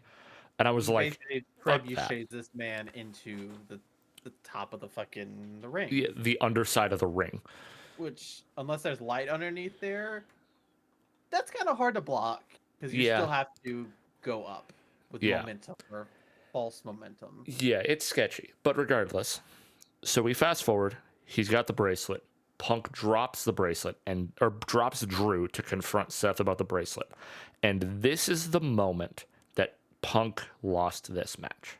And even commentary made them note that this is the moment that Punk lost this match. In that he confronts Seth, basically accusing him of like playing the mind games and fucking with him and all this kind of stuff. Mm-hmm. And then I think very real emotion shows up, or at least the projected real emotion shows up, in that Seth looks away like distraught that like shit's not going the way he was expecting to run it, and misses the 3 count for Punk. Drew kicks out. Yeah. And fucking Punk, the banger line of "You are as good a ref as you are a wrestler," which is just fucking savage. And that is the moment that Seth basically is like, "Hey, asshole, I saved you from a fucking chair shot. And I told you at the beginning, I am the ref. It is my ring, my rules." And then the switch of my company. Nobody wants you here. Nobody wanted you back. This isn't always about you, asshole. Yeah. And then Seth takes the GTS. And then Drew beats the shit out of Punk and wins. So after 10 and a half years out of not being in singles competition in a WWE ring, Punk is handed his first singles loss in over a decade inside a WWE ring. Yeah. I like this booking. I very much like the fact that like Drew did win. Truly, because He needed a fucking win because God, he's lost too many pay-per-views. Drew needed this win because this win it's not going to do anything to Punk. No. We both know this. It is a question of, because they even talked about this on the post show. It's like, where does Drew McIntyre go from here? Because he's opening his head, and like during that commentary, he's like, "I'm down with Punk. I don't care," but he still has the bracelet. Is the biggest thing. Yeah. So he's not done, but it's just like, I guess you have to at this point run this as a triple threat to finally exercise all the demons at this point. And I'm going to throw a weird caveat into this. And remember how I said earlier that my stupid Mark brain is probably overanalyzing things? One of the things that happens during that match is Drew gets Punk into a couple of submission holds. And this is actually where the bracelet gets ripped off anyways. Yeah. And the thing that he's doing as he's doing that is he's screaming, "Quit." Which, mind you, wrestlers are known to basically yell at their opponent like, "Hey, give up." But most of the time, the wording is tap. Like, give up, tap. The fact that he's screaming "quit," I would kill for a triple threat I Quit match between these 3. Because all 3 are so stubborn to not do it. And you make it like elimination style, basically. I would be okay with that. I think it would be so good. I think you have to give them their match is the biggest thing. The unfortunate part is like we are very far out from a major. I get you can run this at any PLE, but I feel like this would be a major type of like match. But they're gonna build Punk Seth for Mania, I think, is how that has to go no matter what. I could see that. I feel like Drew needs to go on to not. I don't like saying better things as like this is a very high caliber feud for Drew. But I think the biggest thing at the end of the day is I would very much, again, somewhere in the near future, give him an actual world title run. You could. Like he's put in the time and effort, and I think a world title would be cool. I think the world title, I understand, we're not going to say who currently holds the world title, but I think that's the title where you give someone a chance to hold it is the biggest thing. I will say, that was my thought as well, because they even talked, I think, when the match was ending, that this more or less puts Drew either near or at number 1 contendership. Yeah. Which means going into the match after this, we could talk about who won. But my first Mania, there was a triple threat that involved certain parties that fucking cooked. Yeah. And it's going to be a great feud. I do think you either build this now, Seth Punk Mania, or if you run Seth Punk Rumble, somewhere you give Drew, if you give Drew a heavyweight or a title run before Mania 41, if you give him that, you have him lose the belt pre-Rumble, Mm-hmm. you have him enter the Rumble in order to try and get back what he lost. Yeah. Like, and the idea being you run Drew Punk, because if Rumble's going to be 2 nights, run Drew Punk main event Rumble night 1. Mm-hmm. Night 2, run the men's Rumble. And have Drew, or have Punk night 1, Punk Seth Rumble. Yeah. Night 2, have Punk fuck Drew out of the Rumble. And then you reignite the spark from SummerSlam and build it in a way that it sparks the three of them into a triple threat at Mania 41. I very much would be okay with that. I think you could bring this back full circle at Mania, Mm-hmm. because I think that would be a masterpiece work of just like Yeah. going back to the Rumble from 2 years ago or a year ago or whatever, all that, Yeah. everything, and then fuck it, throw them in a ring and just let them beat the shit out of each other, and then I think it's one of those matches where like whoever would win, I'm like, oh, that's fine. The storytelling was masterful anyway, so it's like whoever wins is just like, yeah, fine, Oh yeah. is the And biggest then thing. also don't mind the Mark Brain also with the fact of when he took the bracelet back at the end of the match and he like leans down and like kisses it, he specifically like aimed at AJ's name. But there's been so much rumor of AJ coming back as well that like there's got to be some marks out there going, it's a fucking sign, it's a sign.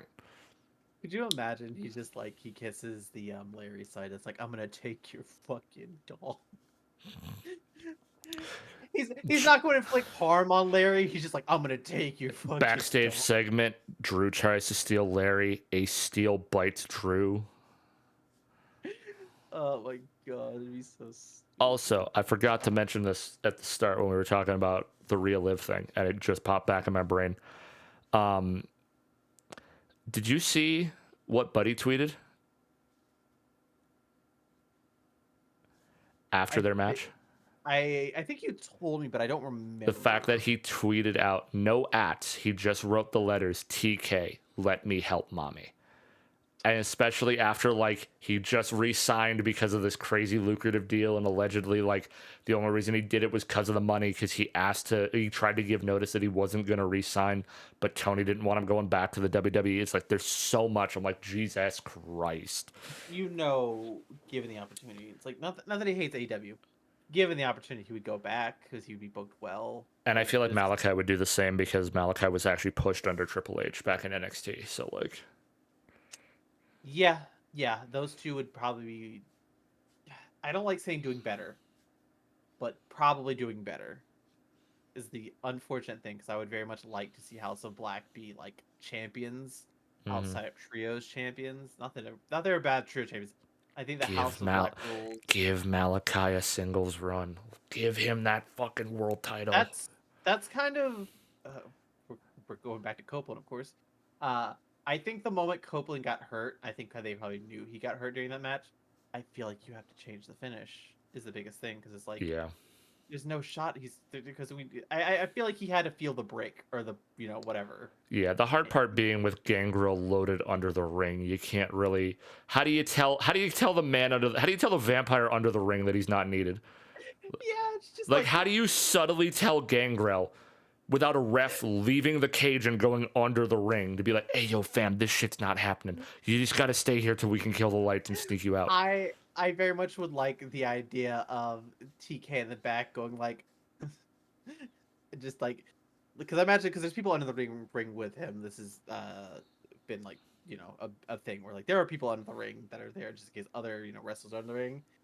Just like you just hear the words underneath the ring, kill kill the Gangrel spot, kill the Gangrel spot, and like you still see like the hole or whatever in the ring, Yeah. but it's like no one comes out. It's like, oh shit, they didn't kill that spot.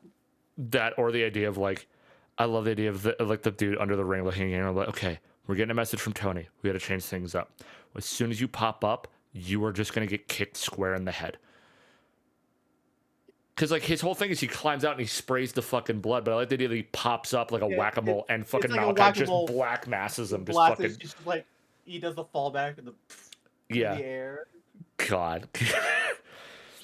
The fucking Mal- worst game of whack-a-mole in the world, dude. Malachi's just like, I ain't having it. We're not So dealing with fucking it. funny. But yeah. Yeah. Sorry, we keep cutting to AEW. We very much like both companies. But Yeah, it's also like the neurodivergent brain of just jumping topics will always persist. Yeah. So yeah, but we should move on to probably one of my favorite matches of the night. I will say, because I love Walter, also known as Gunther. Uh, that man has put in time and work and effort in the wrestling. I love this match. It is soured by one moment that is very obvious, and it sucks. So I think we're probably talking about the same thing. There is a moment where it's like wrestlers are starting to understand how brains work and understand how logic works and understanding how Titantrons and cameras work. Oh no, I like that part. No. That makes me happy Mm-hmm. because for years, like, what happened? Yeah. Who did this? Like, one of the things, it's like when a wrestler pushes another wrestler into their tag partner, it's like, why'd you hit me? I'm like, I didn't. Look at the Titantron. Yeah, give it 30 seconds up on that big ass screen and you'll know what happened. I'm like, oh, okay, yeah, no, we're good, we're fine. It's like, no, there shouldn't be tag team dissension because like you can't look at a fucking recording. Yeah. But go ahead. I am very curious on. So, Priest Gunther for the World Heavyweight. Mm-hmm. And it is a fucking banger match. These two do so good for like 95% of this match. It is everything you would want out of both. It is heavy chops from Gunther. It is the endurance and determination of Priest, which he's gotten really good at showing that side of him. And it is two insanely tall motherfuckers just going at each other. Chopping and chopping. Absolute and giants. Slapping. Yeah. And then you get to the sour spot, which is the only reason I say that 95% of this match is fantastic. Mm-hmm. At some point, partway through the match, Finn Balor comes out, encouraging Priest. He had offered to go out there with him. Priest said no, and he goes, but if say the word and I will be out there. Priest never said no word, which is fine. He comes out to encourage him because Priest is getting consistently attempted to be choked out by Gunther. Yes. Priest hits his choke slam, the South of Heaven, which one of the best finisher names in current WWE. I stand by that. South of Heaven is such a perfect name for that. He picks him up, and he slams him down, and he rolls him up, and he rolls him over for a pin. On paper, all of that doesn't sound bad. Mm-hmm. Except for the fact that they did it center of the ring when it clearly should have been done about maybe 1.5 feet closer to the edge. And it was very obvious. Gunther picked up on that immediately. As he hit the ground, it was like, fuck, okay, I have to now roll awkwardly, is the biggest thing. Now, here is my argument with it. And this, again, I am in no way a professional wrestler. I am still learning the business, and I'm learning how to do this stuff. In my head, and obviously it'd be very different in the ring, but from the outside perspective of it, if Gunther had rolled faster, like he was trying to get out of the ring and Priest stopped him and rolled him back into position, it would have looked way less obvious. But it's because Gunther hits the mat and slowly begins to roll. And instead of grabbing his shoulder and rolling him back like every other spot like this, Priest proceeds to push him further because he needs him near the rope for Finn to then pull the leg of Gunther over for the rope break. Yes. And it's just like it's mispositioned on where it was done. And in that moment, again, if Gunther had picked up the pace to roll and then like almost rolled under the ropes to like get out, which is something a lot of wrestlers do. I've just been hit by something. I don't want to be pinned. Let me roll out of the ring, recover. Mm-hmm. And if he had done that and Priest stopped him near the rope, pulled him back, and took the leg, you're good. And even hypothetically, had he rolled too far out and he beat Priest, you could have had, like in that moment, with enough quick thinking, Priest distract the ref, Balor throw him back in, Priest go for the cover, pull the leg. Hear me out here. We hit South of Heaven. They're both, separate a bit. Yeah. He goes for the pin. He doesn't get there. Or he goes to the pin. You get there. You let him kick out. Yeah. Goes to do it again. And at this point, they're here. Now they're here after he kicks out. Yeah, exactly. And then you hit it again. It's like, that's it. It's over. We're done. Then you're here. And then you could you could have even just even if it was, it could have been thinking of like, bam, we're not in the right spot. And Priest just fucking pull him back, grab the leg, and whisper in his ear, run it again. Like, do it again. Yeah, kick out, like, run it kick again. out, do it again. Boom, up, down, right spot, go. Yeah, and then like you make Gunther look strong by kicking out the first time, and B, you have what happens play out, which I think I've been okay with. Yeah, there's some, and again, it's the tough part of you're in front of a crowd of like, I think it was almost like what, like 57 something. Yeah, it's like almost 58,000 people in the second to last match of the night. Which I will say, I feel so bad for Priest because this isn't the first time something random has happened. Well, this one's more controlled. The first one, of course, him getting his leg stuck. Yeah, him caught in the ropes. I felt so bad when that happened because it's just like, that is a 1 in a million thing. That happened like Test at X7. And outside of that, I don't think it's ever happening in WWE wise is the biggest thing. Yeah, it is. This whole time with Priest, where he's been so much more in the spotlight, there's been so many like just either issues or like, again, shit happens. Like, as much as I don't like the guy, Jericho described it very well in an interview of we are stuntmen with one take, which is true, right? So it's like shit's gonna not go exactly as planned every time.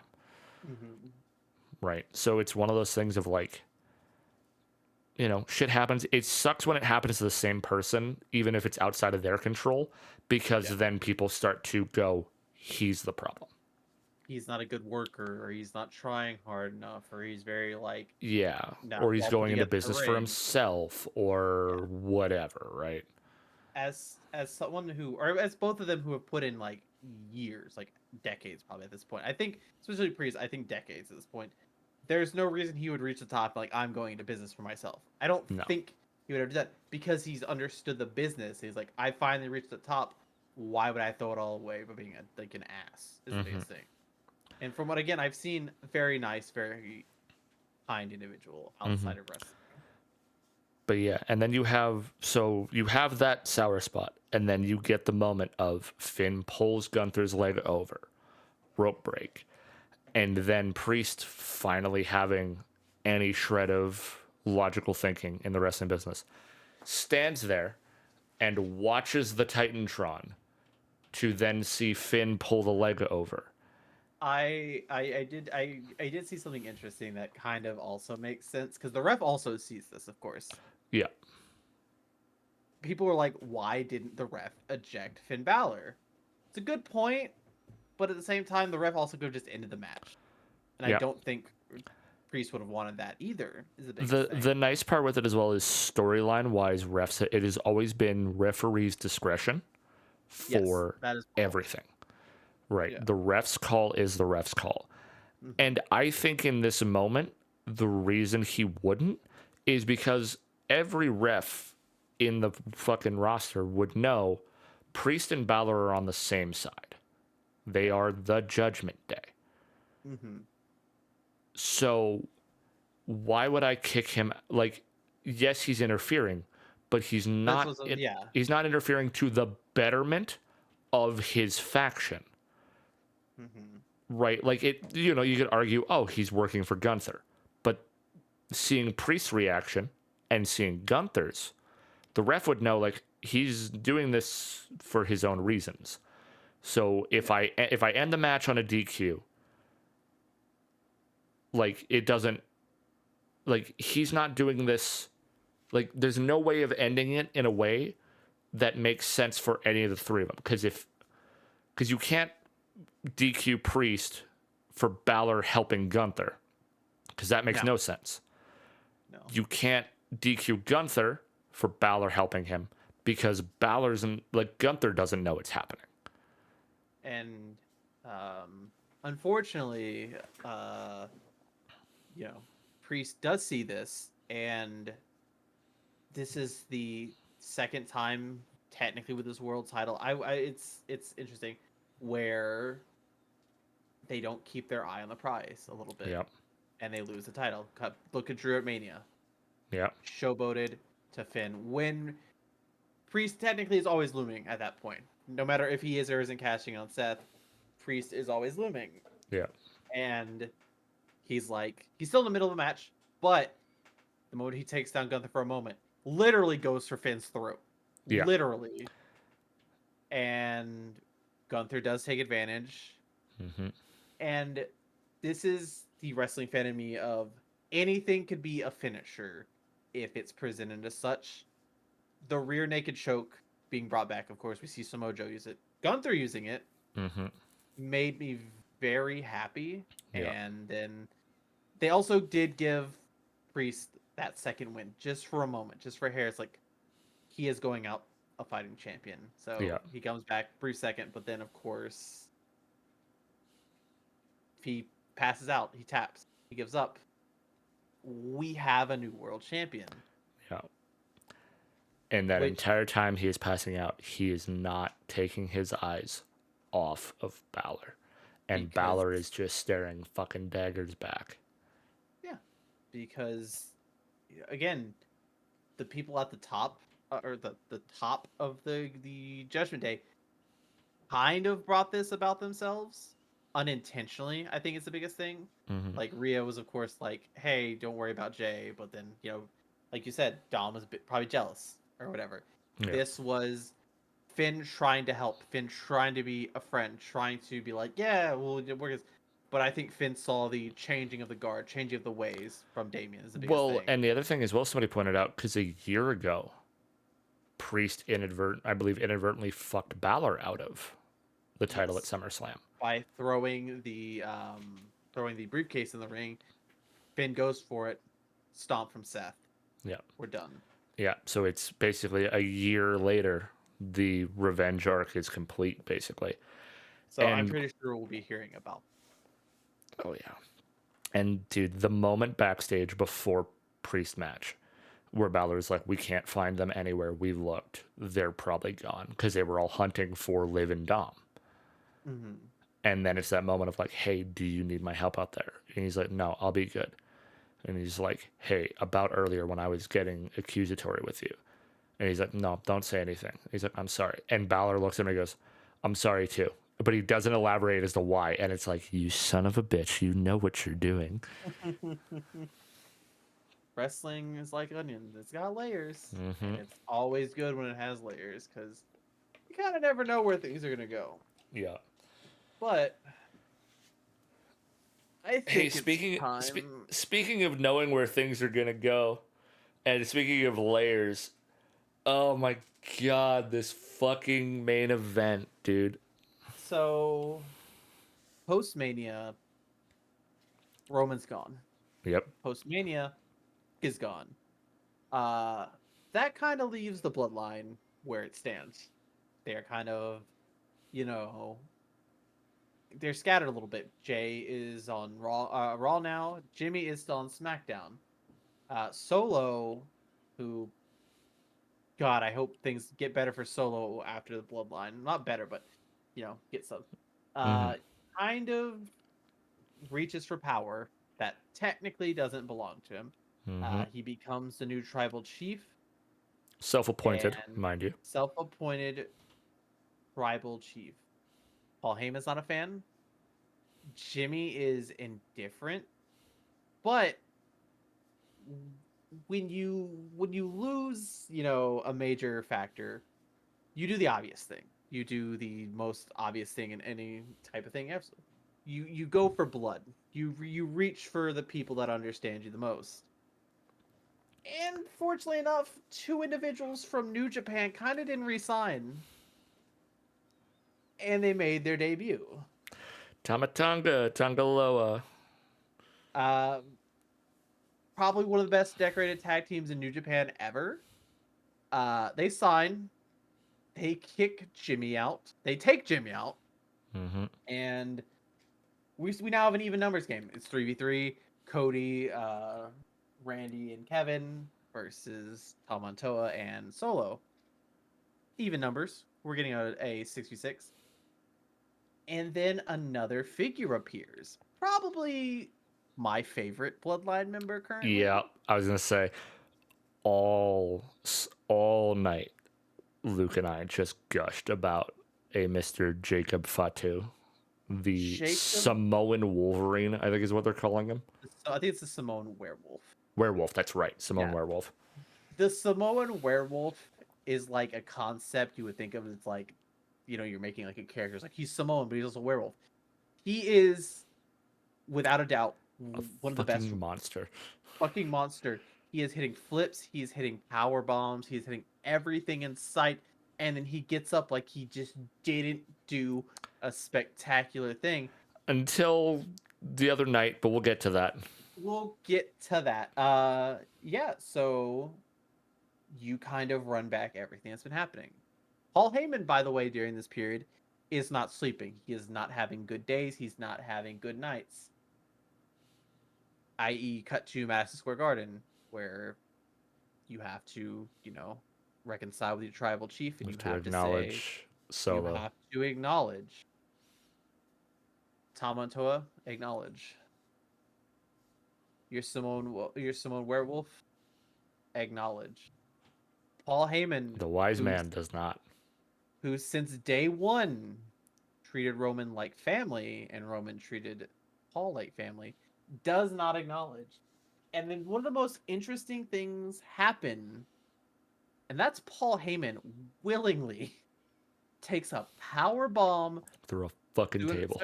through a fucking announce table, which again, they were probably as gentle as they could be.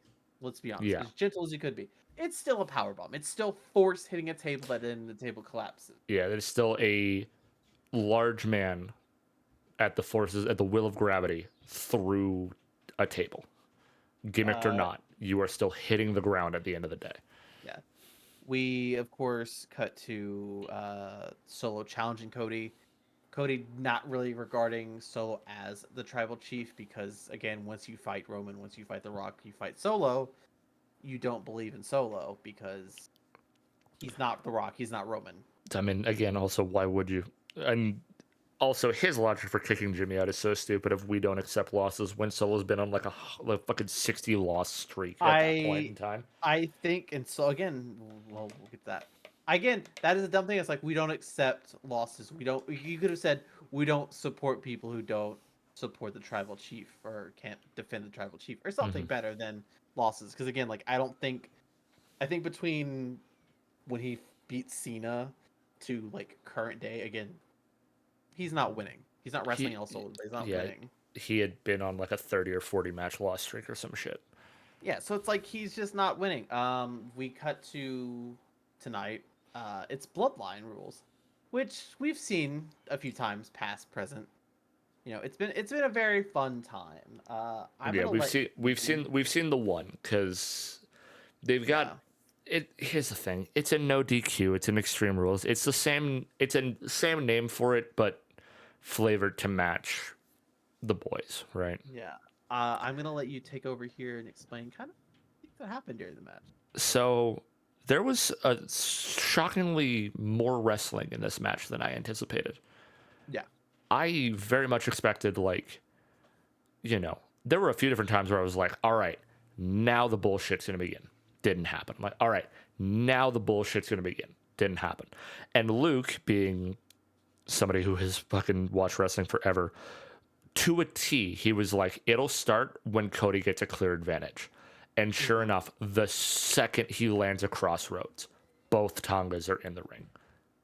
Within seconds of him landing that crossroads, the Tongas are in there and defending Solo. Mm-hmm. So you get Cody and Solo for a while, then the Tongas roll in. And I guess actually rewind a little bit. Cody coming out to the ring. Ah, this is important. Yes. He gets off of his bus with his dog, and they walk down the back way in the beautiful long shots they do now of just walking with him the whole way.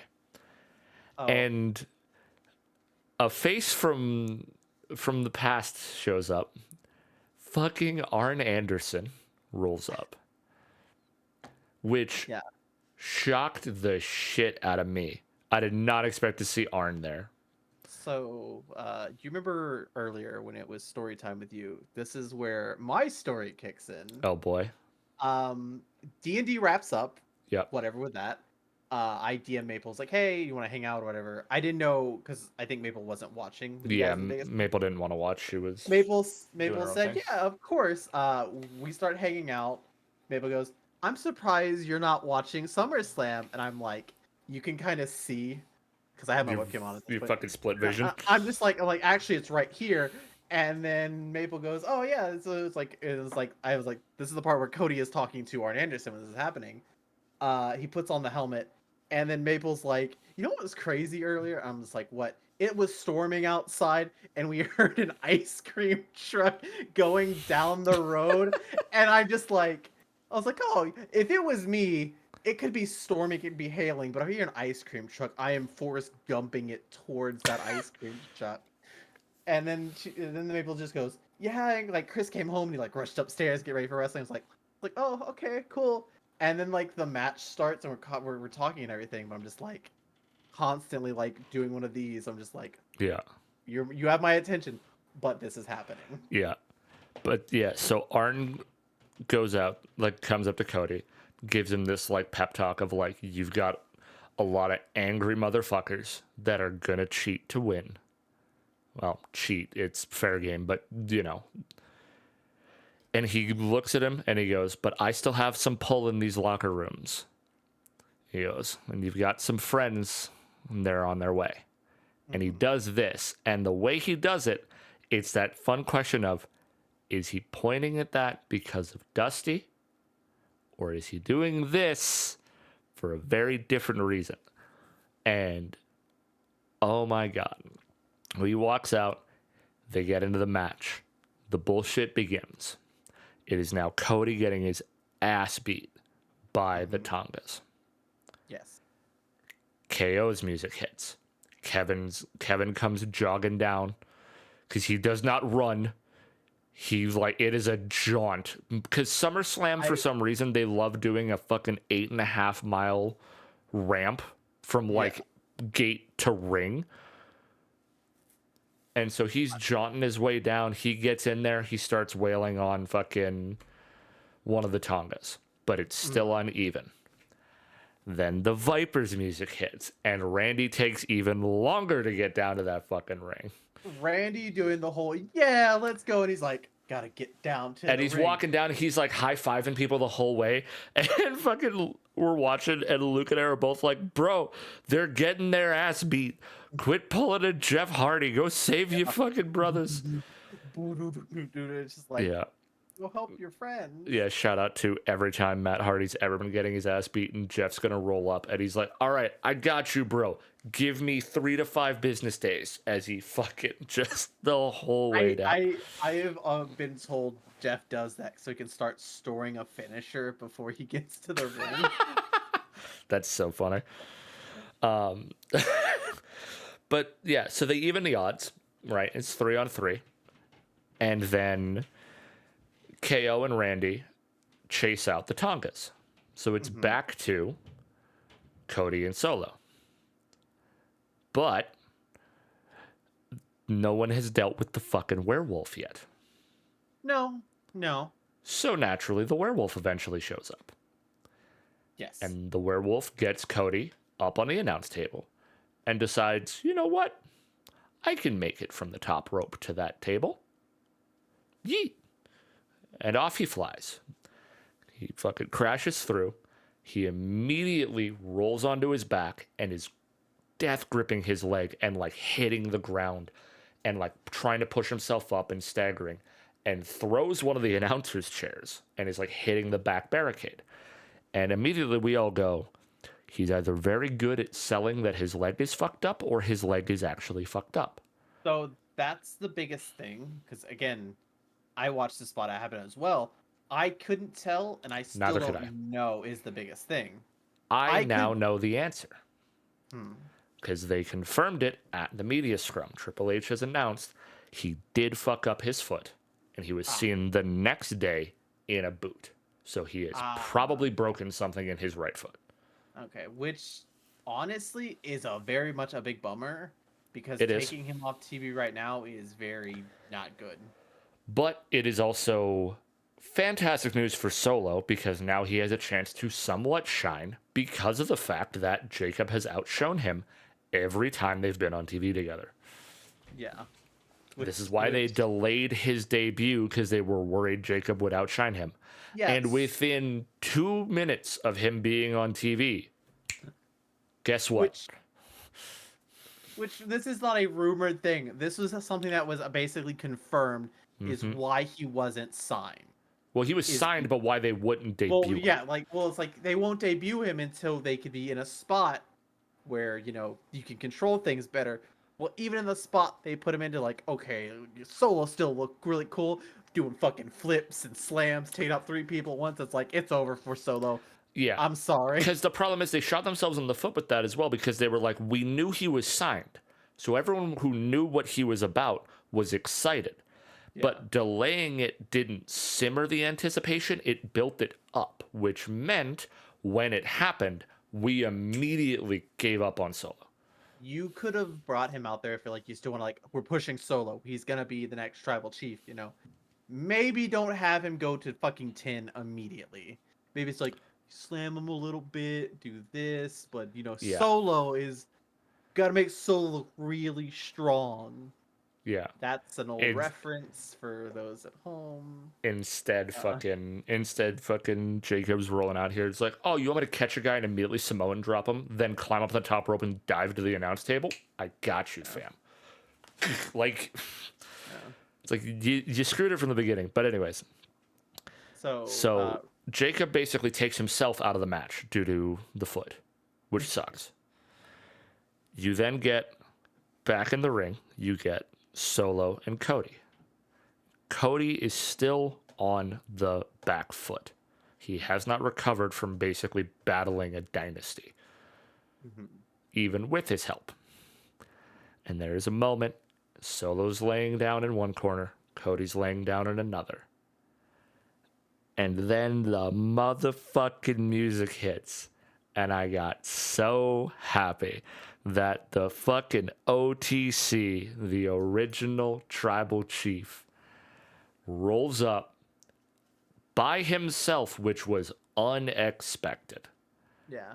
This man was exuding Fucking so aura, much dude. aura. Like, he walks out, he comes down the ramp and just like, I feel like as a fan, you kind of know what's been building, of course. But in that moment, you just like, you kind of like, what if is the biggest thing. Well, What is yeah, he gonna do? because it is that thing of you kind of look at it, and I phrased it, I was very proud of how I phrased it the night it happened. This man is walking to the ring where the 2 people he has the option to hurt is the man that took his title and the man that took his tribe. Yeah. Both things that he has cared about for the last 3 years. Right. and he slow walked that whole way. As he got close, he dives in, immediately cocked the arm, and fucking smoked Solo with the fucking Superman punch. And then And then walked out well, and just rolled out. no, no, no, Well, he looked at Cody. no, no, no, no, no. He did one more thing before this. Mm. He stood in that right corner, Oh, brief that's moment, right. staring at the crowd. That's right. He turns Hits the loudest the ooh ah. ooh-ah that I have ever Oh, heard. that shit gave me chills. I Because forgot about that. Yeah. the crowd goes like kind of like not completely, but silent enough, and then the entire stadium Stadium. Just that just goes. ooh ah as he fucking smokes Solo. And then storytelling continues because it's Roman. A Superman punch and a spear kind of beats everyone. But here's the thing: Cody doesn't want that man to do his work for him. Why would he? Mm-hmm. Picks up Solo. I believe it was 3 crossroads, I believe and then so. pins Solo. Yeah. And that Um, pin though is leg up, eyes deadlocked on Roman, who is just kind of smirking outside of the ring. yeah.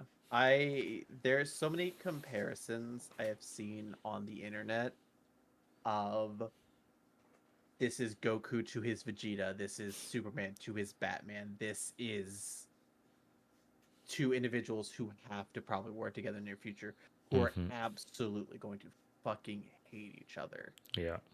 Because again, one has something that the other fought several years to keep, and the other who was tortured for about 2 years over something he had to fight to get. Yeah.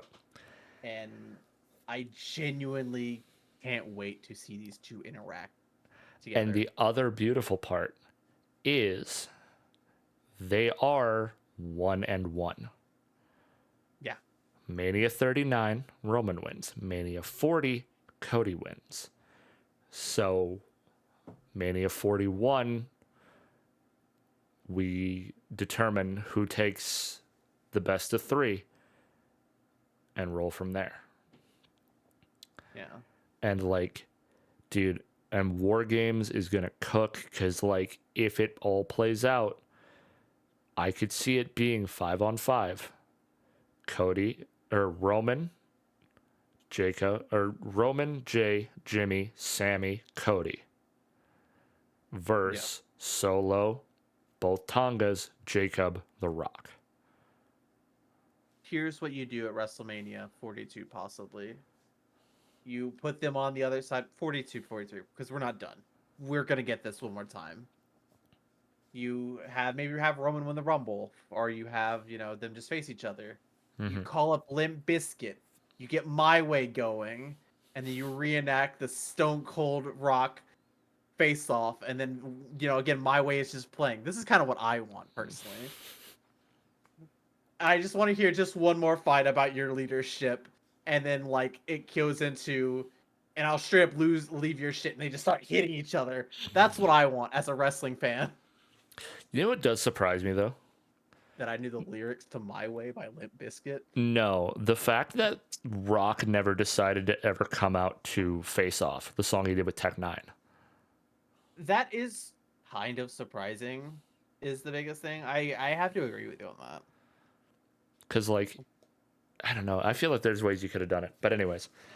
But, dude, I'm so excited now because literally we now get hypothetically the story of Roman now having to go and reconcile with Jay and Jimmy, who he was not good to for the last 3 years, and Sammy, which, oh, that conversation's gonna cook if they go with fucking Sammy, and like you get Roman, the Usos, the honorary Us, and the American Nightmare. Yeah, could you imagine you also like have Kevin Owens giving Sammy so much shit as well? Would be the biggest thing. Yeah, It's like, oh, you did all this, but you went back to helping them after long list of what they've put you through, long list of what they put me through, Randy, yeah. Cody. a shit ton of the roster. Well, and you'd even have those moments, right, of Randy doing the same thing to Cody. Yeah. The other theory that I've heard people float around is if you don't put Cody as the fifth, you put Seth. I could see that. God, Roman having to make amends with Seth after everything they've been through.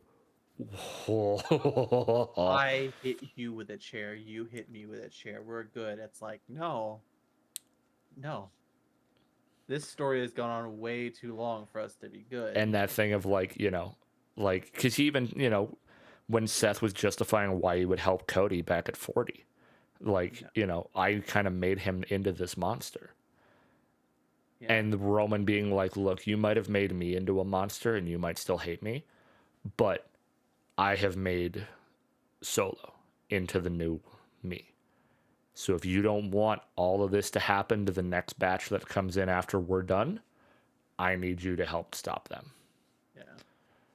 And then again, just for funnies, you still throw Mox's name out there on TV. So many people keep thinking Mox is gonna fucking come back for No. this, and No, it's like no, he no, doesn't care. He there's doesn't care. there's no way. As fucking sick as it would be for the fucking Shield plus the Usos to go to war against the New Bloodline, there's no fucking shot.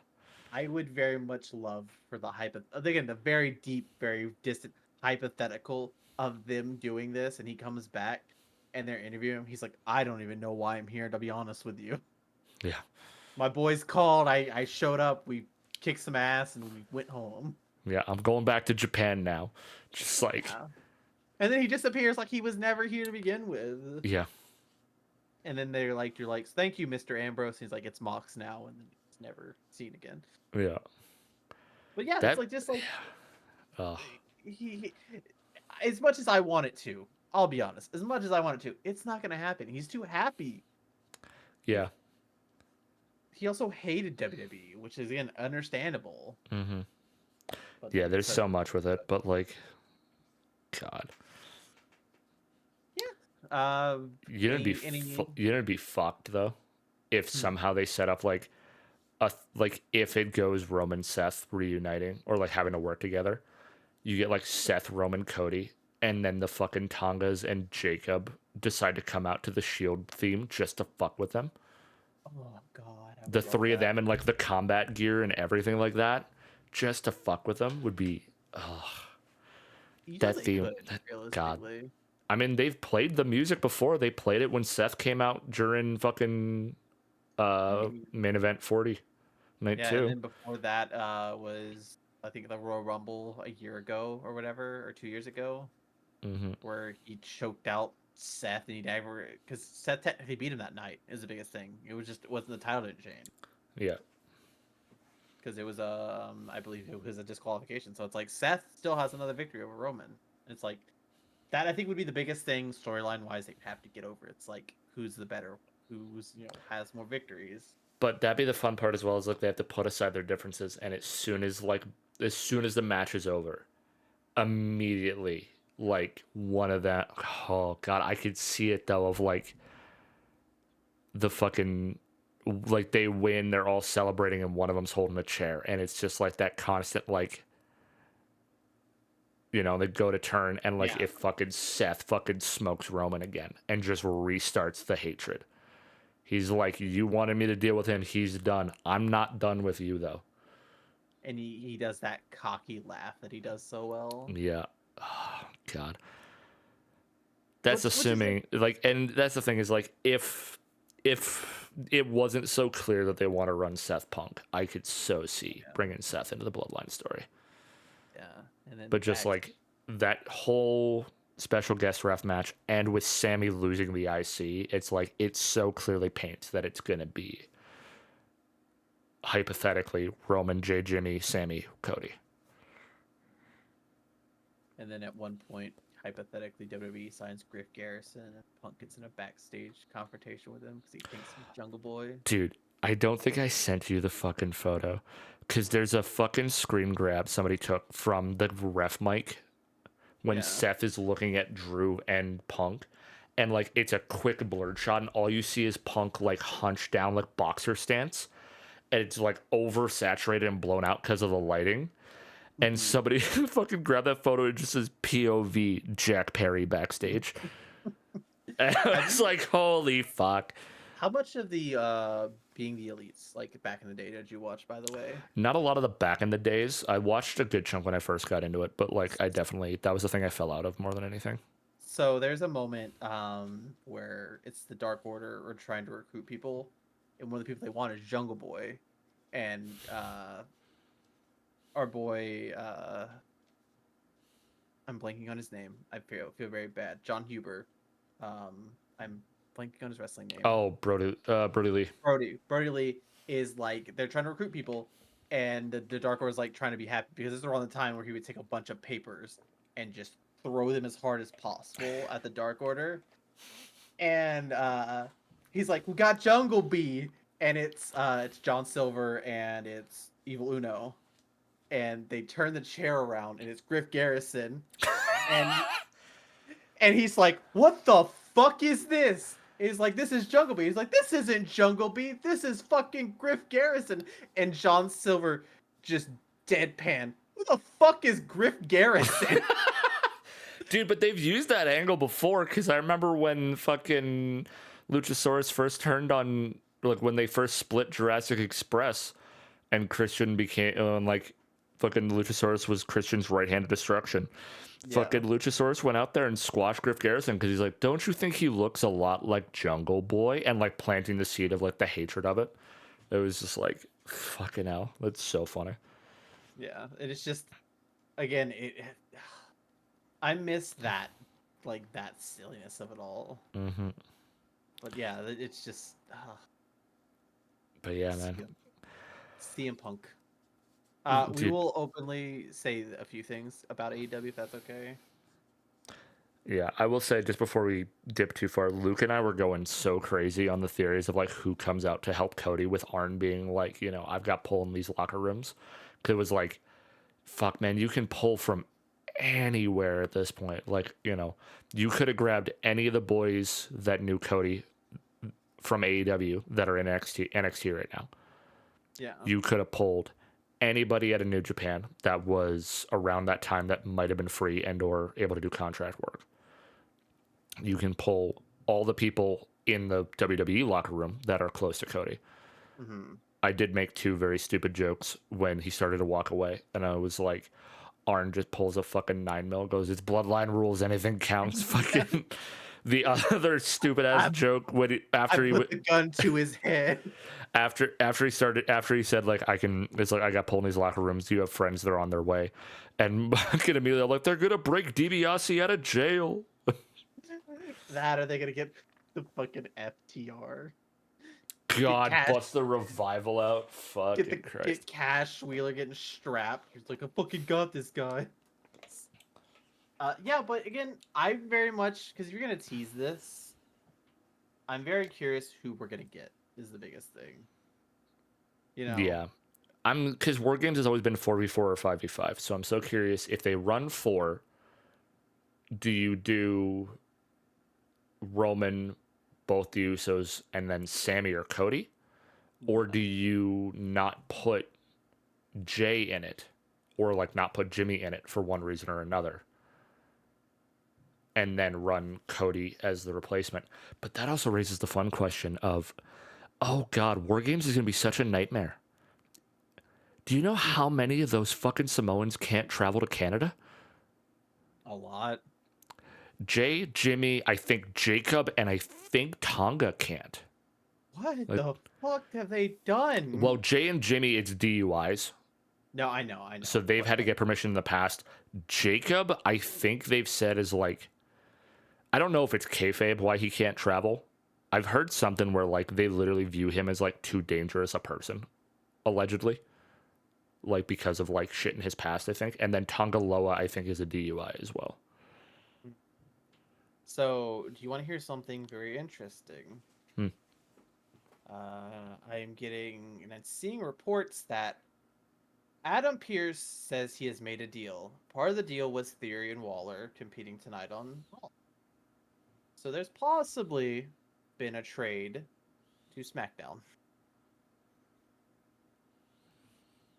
Fair I enough. mean, if we're gonna write this story, there are two individuals that could possibly get sit the SmackDown, but we'll have to see. Is the biggest Yeah, thing. you got to move so many bodies around for it to work, Yeah. But right? we'll have to see. Is the biggest thing. We have. Yeah, these next few months are gonna paint such a ridiculous picture, and it's so crazy because like Heyman said before 40, we're like bottom of the third of the Yeah. Bloodline story, and everyone was like, "You're out of your fucking mind if you expect us to sit through allegedly another 6 innings of Bloodline plot." And now I'm like, I'm here for every swing of it, dude, because like, fucking a. Yeah. Also, the first hour of Raw is gonna be commercial free. So we're either gonna get a very long, stretched out promo, or shenanigans are gonna run wild. Probably a little bit of both, because like you've got to deal with. I mean, it's going to be Judgment Day for the first hour. There's no way that's not what happens. Hmm. Like it's gonna just be like Liv, Dom, Finn, and McDonough come out, cut a promo, Priest and Rhea just start booking it, and it's just gonna be like an hour of like other things happening. Cut to back camera footage of one of them getting their ass beat. Yeah.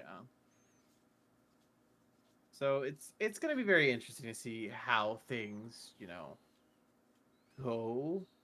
Because again, it's like I can't be like it's just gonna be this and this and this. Because I think we've reached that realm where we're moving back towards some traditional wrestling. Because that's what Triple H likes. But I think new storytelling is also in play, which is also super nice. Because Yeah. the one thing I don't like wrestling being is predictable is the biggest thing in the world. Yeah. Like it's one thing to be like, oh, this person's gonna show up or this is gonna happen like once in a while. But to be able to sit in that suspension of disbelief of like, we are like, I don't know where this ends. I don't know what the finish line of the overarching looks like is so fucking nice.